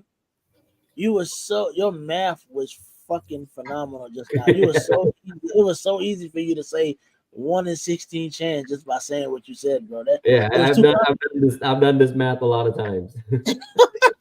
Man, I was honestly thinking you was about to say that 1 in 256 chance.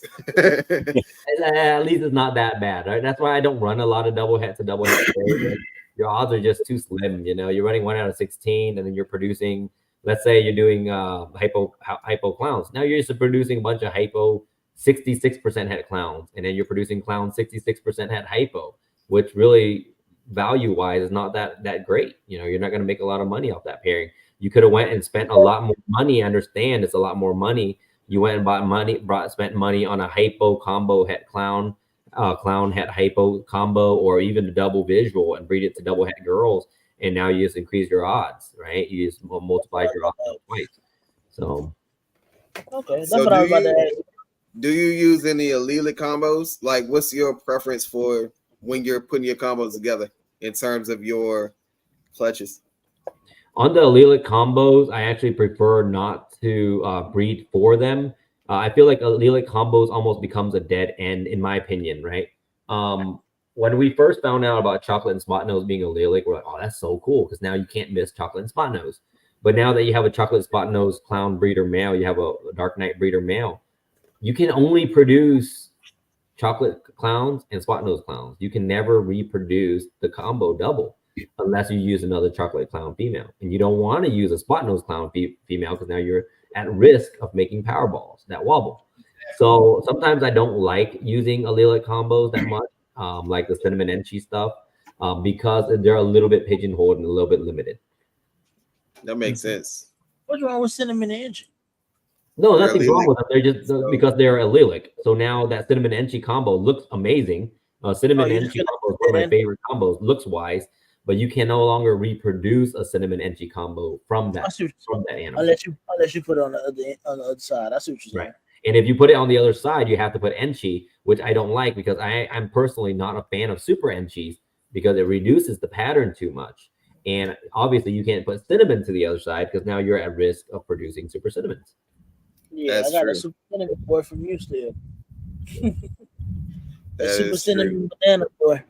Right. So when you're doing some of these pairings, you have to think about down the road, okay, if I'm making this allelic animal, that animal is kind of dead end and it can't reproduce itself. So how do I avoid that? You know, so you can kind of change your pairings around just a little bit to avoid some of that. Again, a lot of times I don't mind making the allelic animals, because a lot of people still like buying them, because you're guaranteed odds. You're not going to produce any normals. Again, a chocolate spot nose is amazing, because chocolate clowns are amazing. Spot nose clowns are amazing. Still a good animal. But in my male, I don't use a chocolate spot nose clown, because I want to be able to make the combo. So I would rather use a GHI spot nose clown or GHI chocolate clown, where I can reproduce that combo multiple times in the baby. Nice. That makes sense. That makes sense. So basically, you're saying the allelic is not like a recessive for you. What now? Allelic is not like a recessive to you. Like some people say they use allelics the same way they use recessives. Not at all, because let's say you can breed a clown to a clown, guaranteed all clowns. You're using 2 allelic animals. Let's say you use a cinnamon enchi and you breed it to another cinnamon enchi, because you notice all allelic genes seem to have some type of problem. Cinnamon and cheese, super cinnamons tend to have duckbills. Chocolate spot nose, super spot nose wobble. Cypress spot nose, super cypress wobbles. So there's always some type of issue, but when you're using two recessives, usually breeding them together does not have any issues. Sweet, that makes sense. It definitely makes sense. I forgot what I was about to ask you. I was about to ask you something, but I forgot. I'm sorry. I'll be honest, I do feel bad for some new breeders now. Like if you're just getting into it now, there's just too much information. When I first got in, there's only 15, 20 genes. Once you learn about those 15 to 20 genes, you just then learn about how they look together. Then you got to learn about spiders wobbling. Then you learn about don't breed super spiders. That literally is about the extent of what I had to learn. And then now they're having to learn what allelic means, which in my opinion is still hard to explain to somebody sometimes. I'm still having to explain to seasoned breeders why krypton and and clowns don't look the same and blah, blah, blah. Explaining to a seasoned breeder that stuff. Candinos, albinos, and then lavender albinos not being compatible. And then why is caramel albino the way it is when ultramel is perfectly fine? Why is monarch identical to ultramel but yet not the same gene? And there's so much information that I do feel bad for some of the new breeders. But luckily, YouTube, honestly, between these podcasts that we're on and able to educate people, and Justin pumping out these videos explaining genes, and there are a lot of other people other than Justin. I just watch a lot more of his videos because again, he's at the forefront of the industry. And so he's able to do a lot of these pairings ahead of time. And again, guys like him, guys like Miguel, a lot of these people explaining how these genes break down. And again, it's so much information to try to absorb, but again, we're lucky we do have that source. Mm-hmm. And like you were saying, it's so overwhelming sometimes, being as a new breeder, because what I'm saying, you have like Bang gene, Graham, a cantaloupe, Splash, and then you have to learn what to avoid, right? To avoid being scammed, because there's certain genes that we all know is already another gene, and then someone else comes out and renames it and it charges you $10,000, because I've seen it happen. Again, I know breeders out there that there's one notorious for renaming genes, and he's renamed multiple, and I'm watching people get hustled year after year after year buying in on genes that are already out there. But he's like, oh, this is a new line, or this one doesn't do this, or whatever.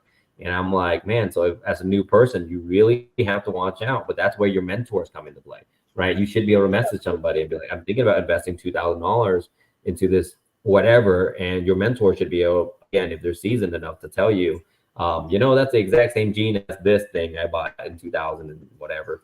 And that's, I think that goes a long way for a lot of people. So speaking on that, I got a question for you. So do you feel like there's a difference between Mackenzie and Zebra, or do you feel like they're the same gene? Damn, I just answered this the other day. So since you're asking for my personal opinion, I can answer that one. My personal opinion is that they look identical. Again, a lot of people tell me, no, they don't look anything, they look totally different. In my opinion, because I own both animals, and I've bred hets and all of those. In my opinion, they are probably going to end up being either the same gene or allelic genes. Again, there's a high possibility that it's an allelic gene. And people are always asking me, well, how can you say that when one's recessive and one's codominant? Well, codominant is basically just visible hets. Pastel is just het for super pastel. Super pastel, yeah. Enchi is just a het for super enchis. Yeah. So at the end of the day, Mackenzie could just be the het for a super Mackenzie, which is either basically zebra as for a zebra. So in my opinion, that is the case. However, I'm going to keep it down to where that's just my personal opinion based on what I've seen. There's no evidence behind this. Is 100% based on what I see, because I know friends that own a lot of animals in this project that if this news came out, oh, Babu said this, it could really hurt the project. That's why I don't go out and tell people that, because if you bought zebras because you like the way zebras look, then it doesn't matter. You're going to work that project. Yep. You know, So it doesn't matter if it's the same gene as another gene. You're still going to work that project. However, I do not want to hurt someone else's paycheck or cost of their project just because of my opinion. Again, I could be dead wrong. Sometimes I hope I'm wrong because some of my friends have so much money into that project. I hope I'm wrong. And again, even if I was wrong, it doesn't change anything in my breedings because I breed Mackenzies because I like the look. I bought into Mackenzies because I like the look. I also bought zebras just to make sure because I like the look enough. I want to have both animals on both sides. So again, I'm hoping I'm wrong. The only way to really prove if I'm wrong or right is for RGI to come out and do a shed test. Once they have zebras broken down, all we got to do is call me and I'll send them 10 sheds of 10 different Mackenzies. And if it shows up as het zebra, then we know they're the same thing. And if it doesn't, then I'm wrong. And I'm okay with being wrong because then my friends could be right and they will make more money that way. So I'm okay with that. Yeah, that definitely makes sense. That definitely makes sense. So when people come out with the same gene, and then I see on Wolf Market it says this is scientifically the same gene as this, do you feel like they should just solidify it down to one name, or should you be able to keep this two separate names? It's difficult to solidify it down to one name, right? So Butter and Lesser. Butter and Lesser were discovered on the same year by different breeders. So now how do we decide which breeder loses credit? Banana and Coral Glow, obviously genetically tested as the same exact animals, but now do we take away the credit of someone who discovered bananas or take away their credit for discovering Coral Glow? It's kind of difficult. I said banana over Coral Glow. Again, everyone has a different thing. All of my animals are labeled bananas, and then I've seen collections where they're all labeled Coral Glows. So we all do it different, but I don't, it would be so difficult to take credit away from someone that discovered a gene. Right. Have you ever bought from like a dinker project? Oh, dude, I have. If you once you come to my place, I'll show you 10 different dinker projects, dude. I have so many dinker like random things because I always feel like there's potential in so many. Like again, if it has a unique look, it's faded, blah blah blah.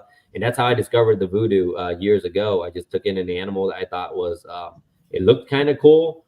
My buddy got it from Outback Reptiles as one of those wholesale like African import packages.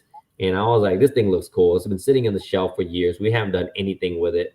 And I ended up proving it out to be genetic, So a lot of these things, the project, again, that's how GHI started. That's how most of these genes start. Not all genes look like bananas out of the wild. They just look fairly like the first cinnamon. No one thought anything of the first cinnamon. Everyone looked at it and goes, this is an ugly snake.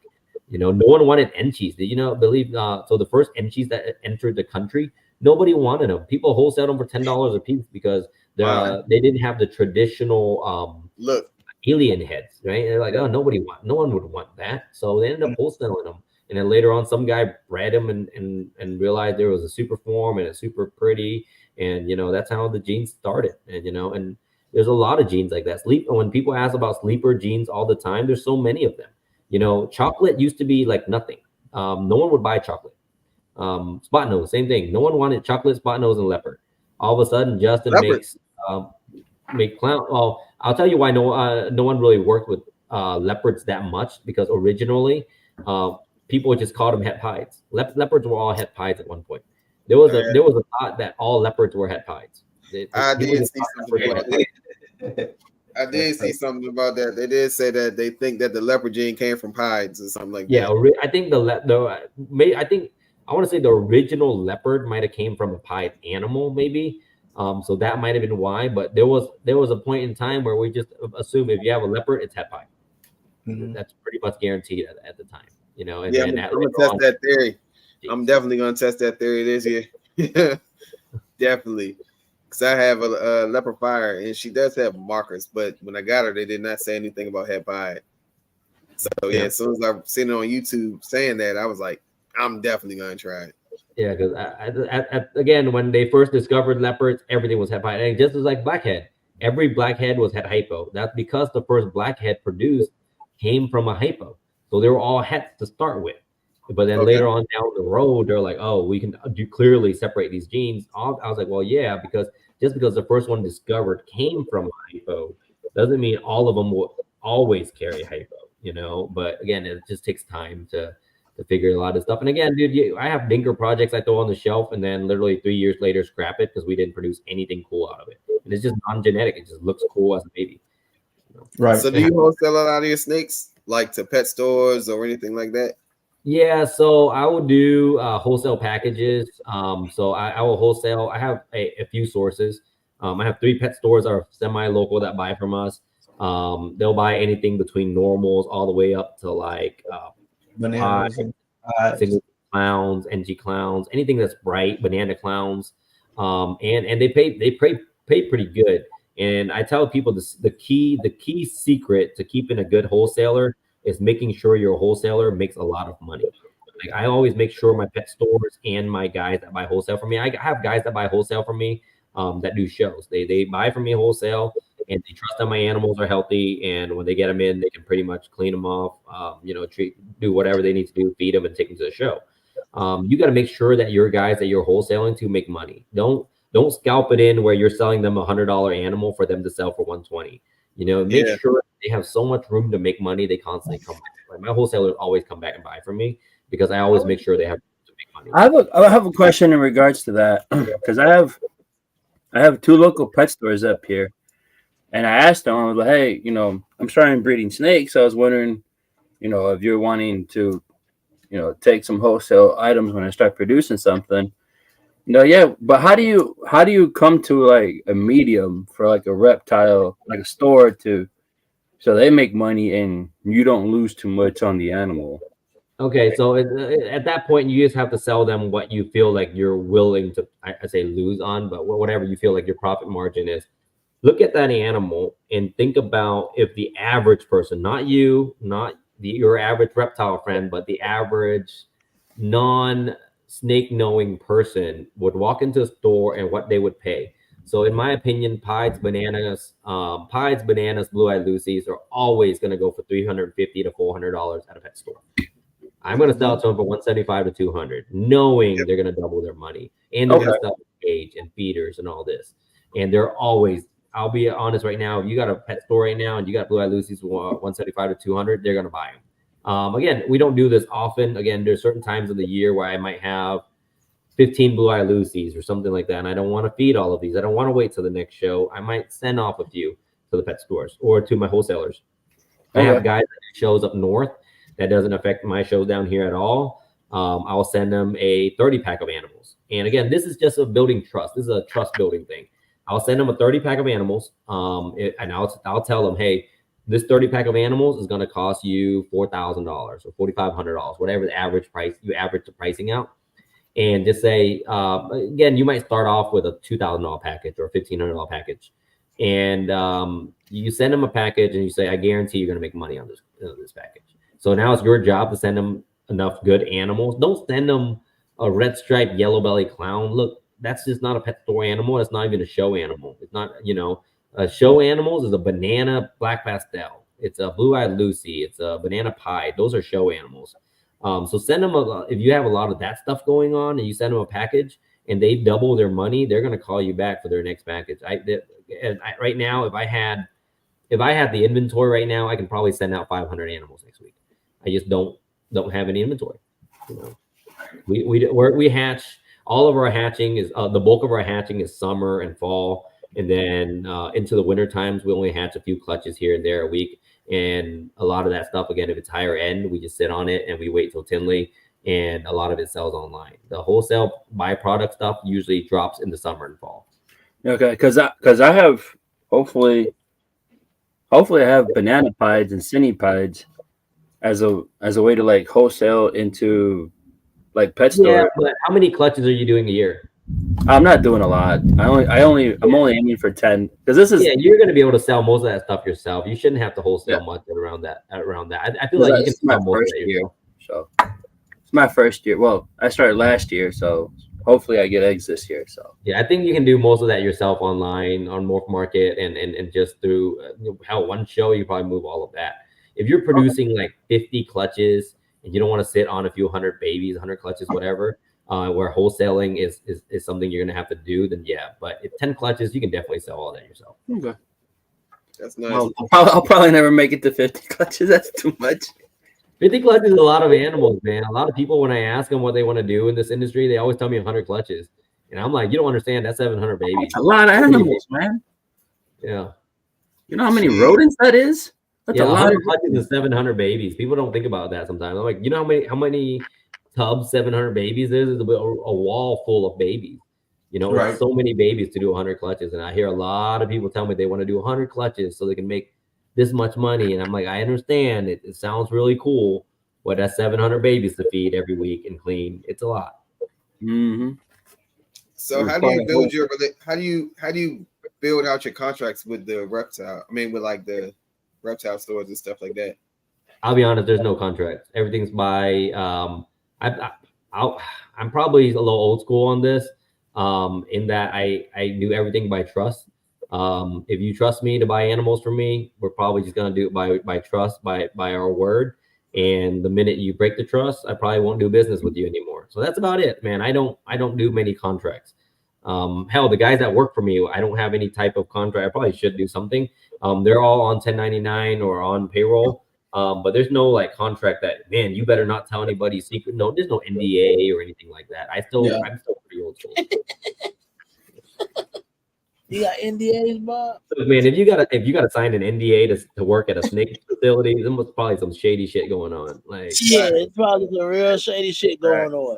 Like, you shouldn't have to sign an NDA to work at a snake facility, man. We don't do anything crazy here where you got to keep a secret. Like, the biggest secret we probably got out here probably would be like if I had like a weird pairing or, you know, anything like that. There's no other like true secrets that I would have anyone sign an NDA for. It would be too weird. Let me ask you this: when you kind of backtracking a little bit, when you first came, because you came out with Voodoo, right? Since that's like a play on you. Yeah. So when you first came out with Voodoo, right?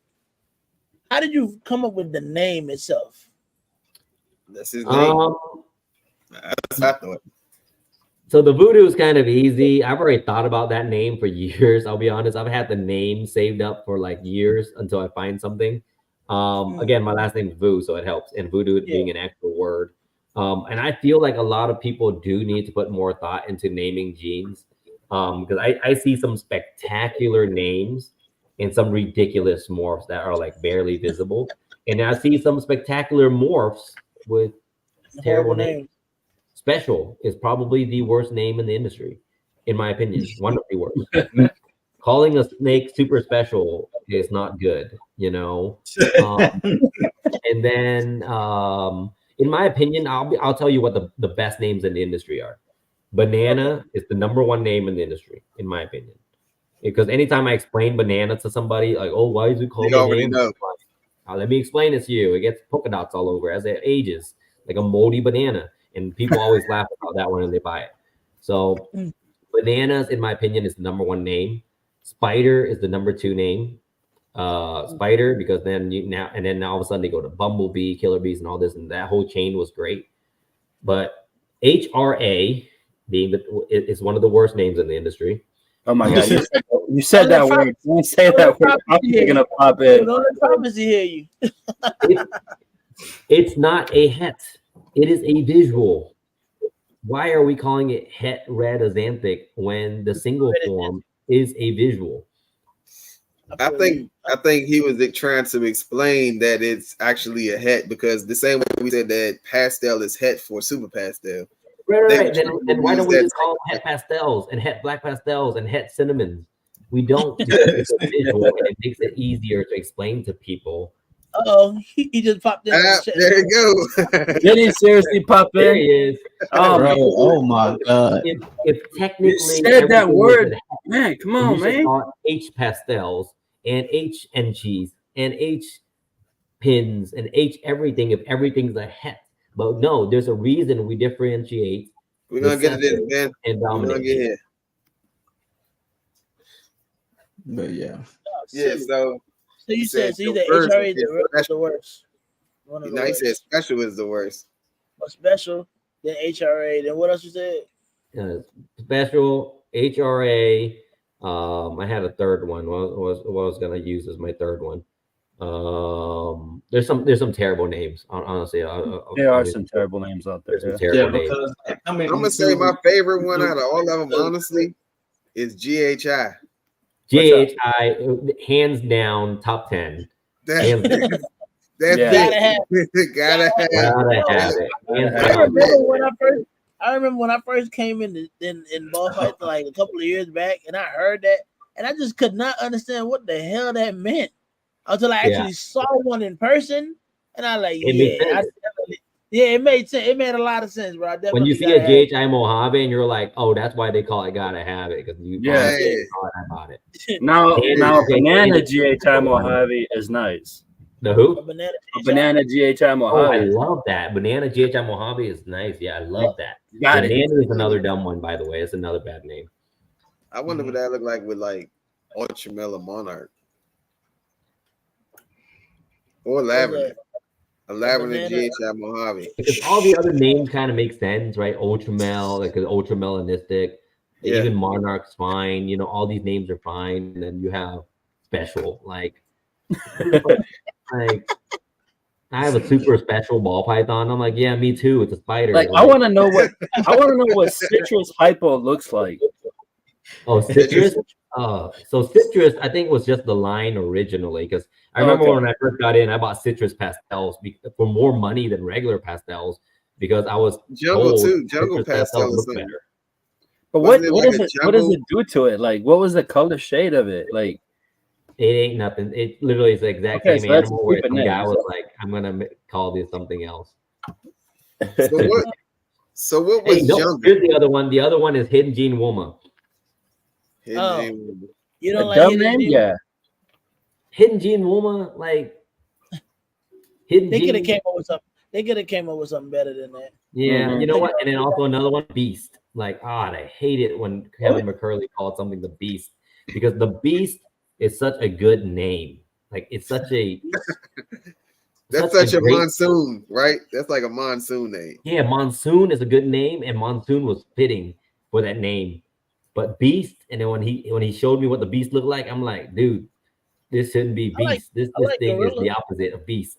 That's what I was thinking. Beast should look like a gorilla. Yeah, and it should be, or it should be blue, or it should be cool. No, it's not. It's just something kind of lame. I'm like, nah, this ain't no Beast. What if they named the super gorilla King Kong? Oh, see again. That was a pretty freaking cool. But you give me a year.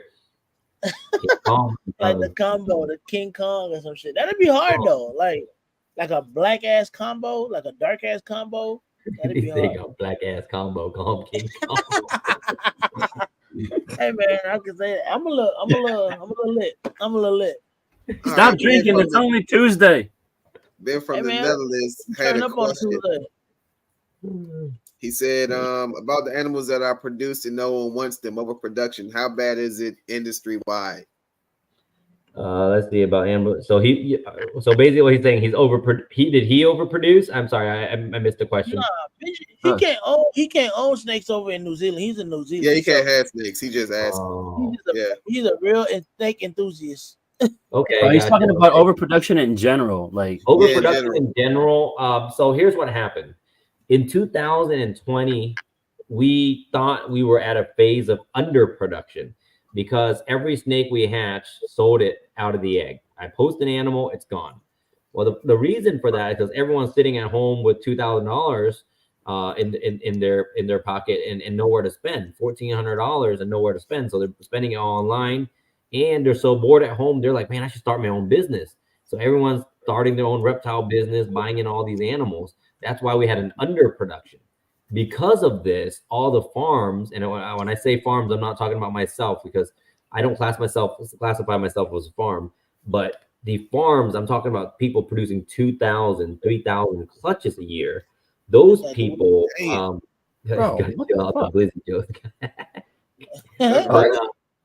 talking about glizzies again? Ain't nobody talking about no glizzies. Nah, that was don't be saying that because then prophecy's gonna jump right back in about DJ over here supposedly eating a glizzy on the live. Grizzly could be a good name for Grizzly. Go ahead, Bob. But so because of that, all the farms went from, let's say if your farm was producing 2,000 clutches, you're like, man, I need to produce more. We're selling out. So now they bumped it up to 2,500 clutches, to 3,000 clutches, and they all ramped up. But the ramp down process is so slow. And then now that they're watching their profits shrink, they're like, man, I need to produce even more to try to keep up from last year's profits. So, and keep up with expenses and stuff. So I feel like it's going to take a little bit of time for these farms to start feeling the pressure of what they cause, which is overproduction. So once they slow down their production, let's say you're talking about this farm producing 3,000 clutches, they drop it back down to 2,000, what they were used to producing in 2019, and that will help out the industry. And it only takes about a season to 2 seasons to totally level it out. Because I'll be honest, right now, there are more people interested in reptiles in the world right now, buying reptiles in the world right now, than we've ever had before. And I know this because I went to Vietnam, and there's 6,000 Vietnamese ball python breeders in a Facebook group. And there's more people in Thailand, and there's more people in Indonesia and Philippines. But how many people in one group? 6,000 people in Vietnamese ball python breeder group. And that's just in Vietnam. And Vietnam is a very small country. It is. It's tiny. And to have 6,000 ball is python. That like everybody being in the hobby? To be fair, if you're looking at Vietnam, one city has 10 million people, and then the second city has 8 million people. So their major cities are way more crowded than ours. But again, it's still a small country. So you got to think about Vietnam, let's say the population being less than one of our states, one state, is still having 6,000 enthusiasts. So you're having more people overall be more visible to the industry. The shows are doing it. The YouTube's doing it. I feel like Snake Discovery does an amazing job showcasing reptiles and how awesome it is to keep reptiles. And I feel like overall, our industry is growing exponentially. And as long as the farms slow down on their production, within 2 seasons, we are going to be back in a pretty good level. Isn't it a country that keeps koi? I think it's China. Their koi is like $1 million for one. So Japan, China, Vietnam, but here's a big problem: is now people figured out how easy it is to breed koi. I was in Vietnam, and I'll be honest, people sell koi extremely cheap there. Nice koi, cheaper than here, and so is bonsai, because they realize how easy it is to produce. It's extremely easy to mass produce koi. A koi gets to adult size within 3 years. They get pretty big in 3 years, and it's huge. They spawn way more than thousands could ever imagine. Thousands. One female, you're gonna get hundreds, even if you cold them. So koi pricing has taken a significant hit for sure. But how do they tell what's a good koi? Like, it's a fish. Like, what can again? They have color and pattern. Pythons, they do have true mutations. Okay. They don't have albinism or anything like that. Not that I know. Color and pattern. Mutation and color morphs. They might have albinism. Shit, everything damn near has albinism. Yeah, I'm not sure I've seen an albino koi. Again, I could be very wrong, but a lot of kois come from different bloodlines. Like, they're very specific on bloodlines. Oh yeah, looks that they go for, large scales, symmetrical scales, stuff like that. So pretty much something like the flower horn. I know they were making the flower horn. The flower horn is very similar, but the flower horn doesn't come in that same variety of colors. Yeah, I tried the flower horn. It didn't work out. Yeah, because koi comes in so many colors. Again, I keep koi myself, and I went to go visit a koi breeder nearby, and he was showing me, and I'll be honest, it's the equivalent of someone who barely knows ball pythons coming to my facility and me blowing their minds.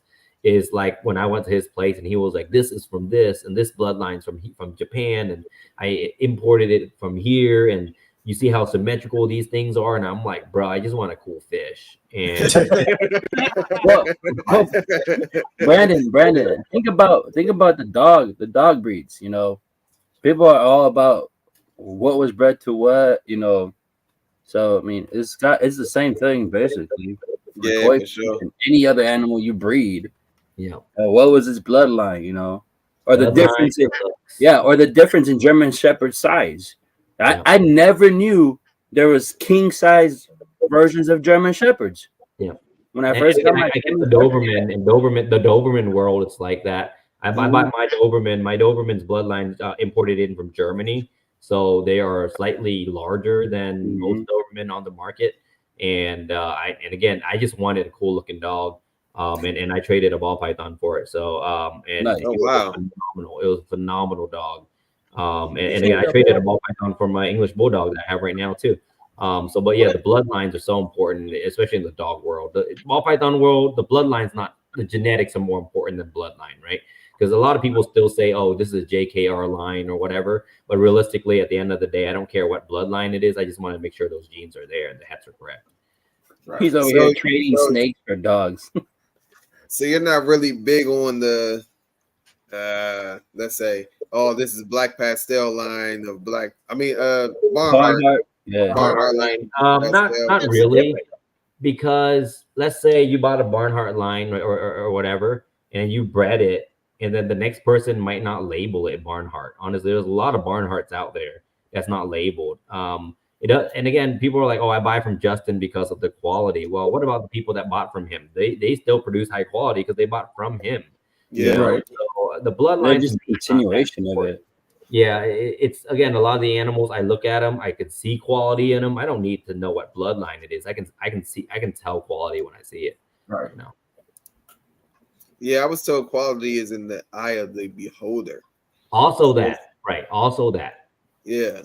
So it's like if I see this inchy and I like this inchy, but you say, oh, that inchy's just, that's bottom line inchy. And I'm like, right. no, too reduced or whatever. Yeah, this is, I like middle and low white pies, and then some people like high white pies. I like busy clowns. Some people like smooth and lower patterned clowns. So it's again in the eyes of the beholder. What you feel is quality, what is what I might hate. So yeah, for sure. Do you work cryptic? I do. I work a lot of cryptics because again, I don't want to say like I work it just because I fell in my lap, but a lot of it was already in my collection floating around. And again, I like the look of the animals a lot after we started hatching some, and I'm like, man, this is like really something. So I work it into obviously all my DG stuff, but because I already had it in my DG stuff and I work DG clown heavily, it kind of just Mission. Come on, man. I need a female, Bob. I got you. Hit me up. Hey, gentlemen, we're coming up on 2 hours here. My wife's starting to get impatient. Got you. No, you good.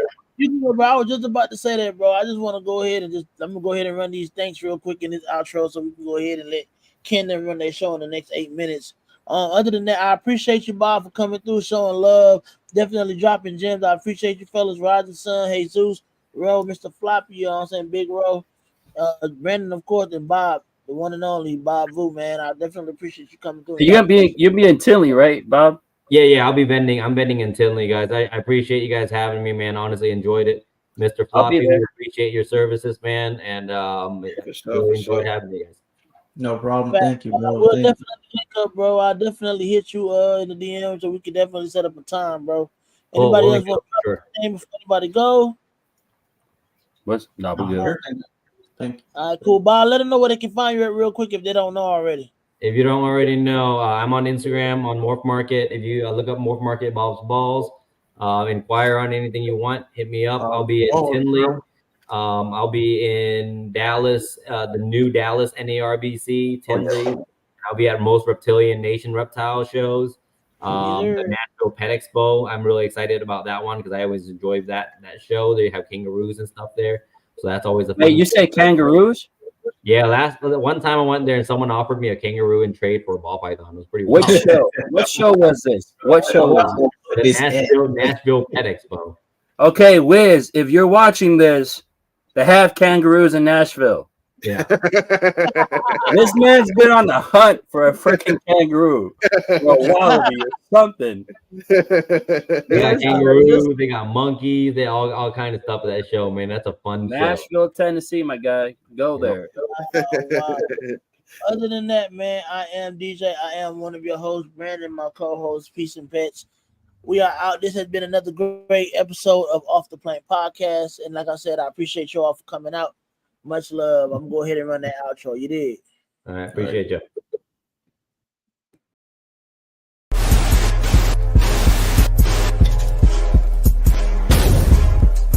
This video right here.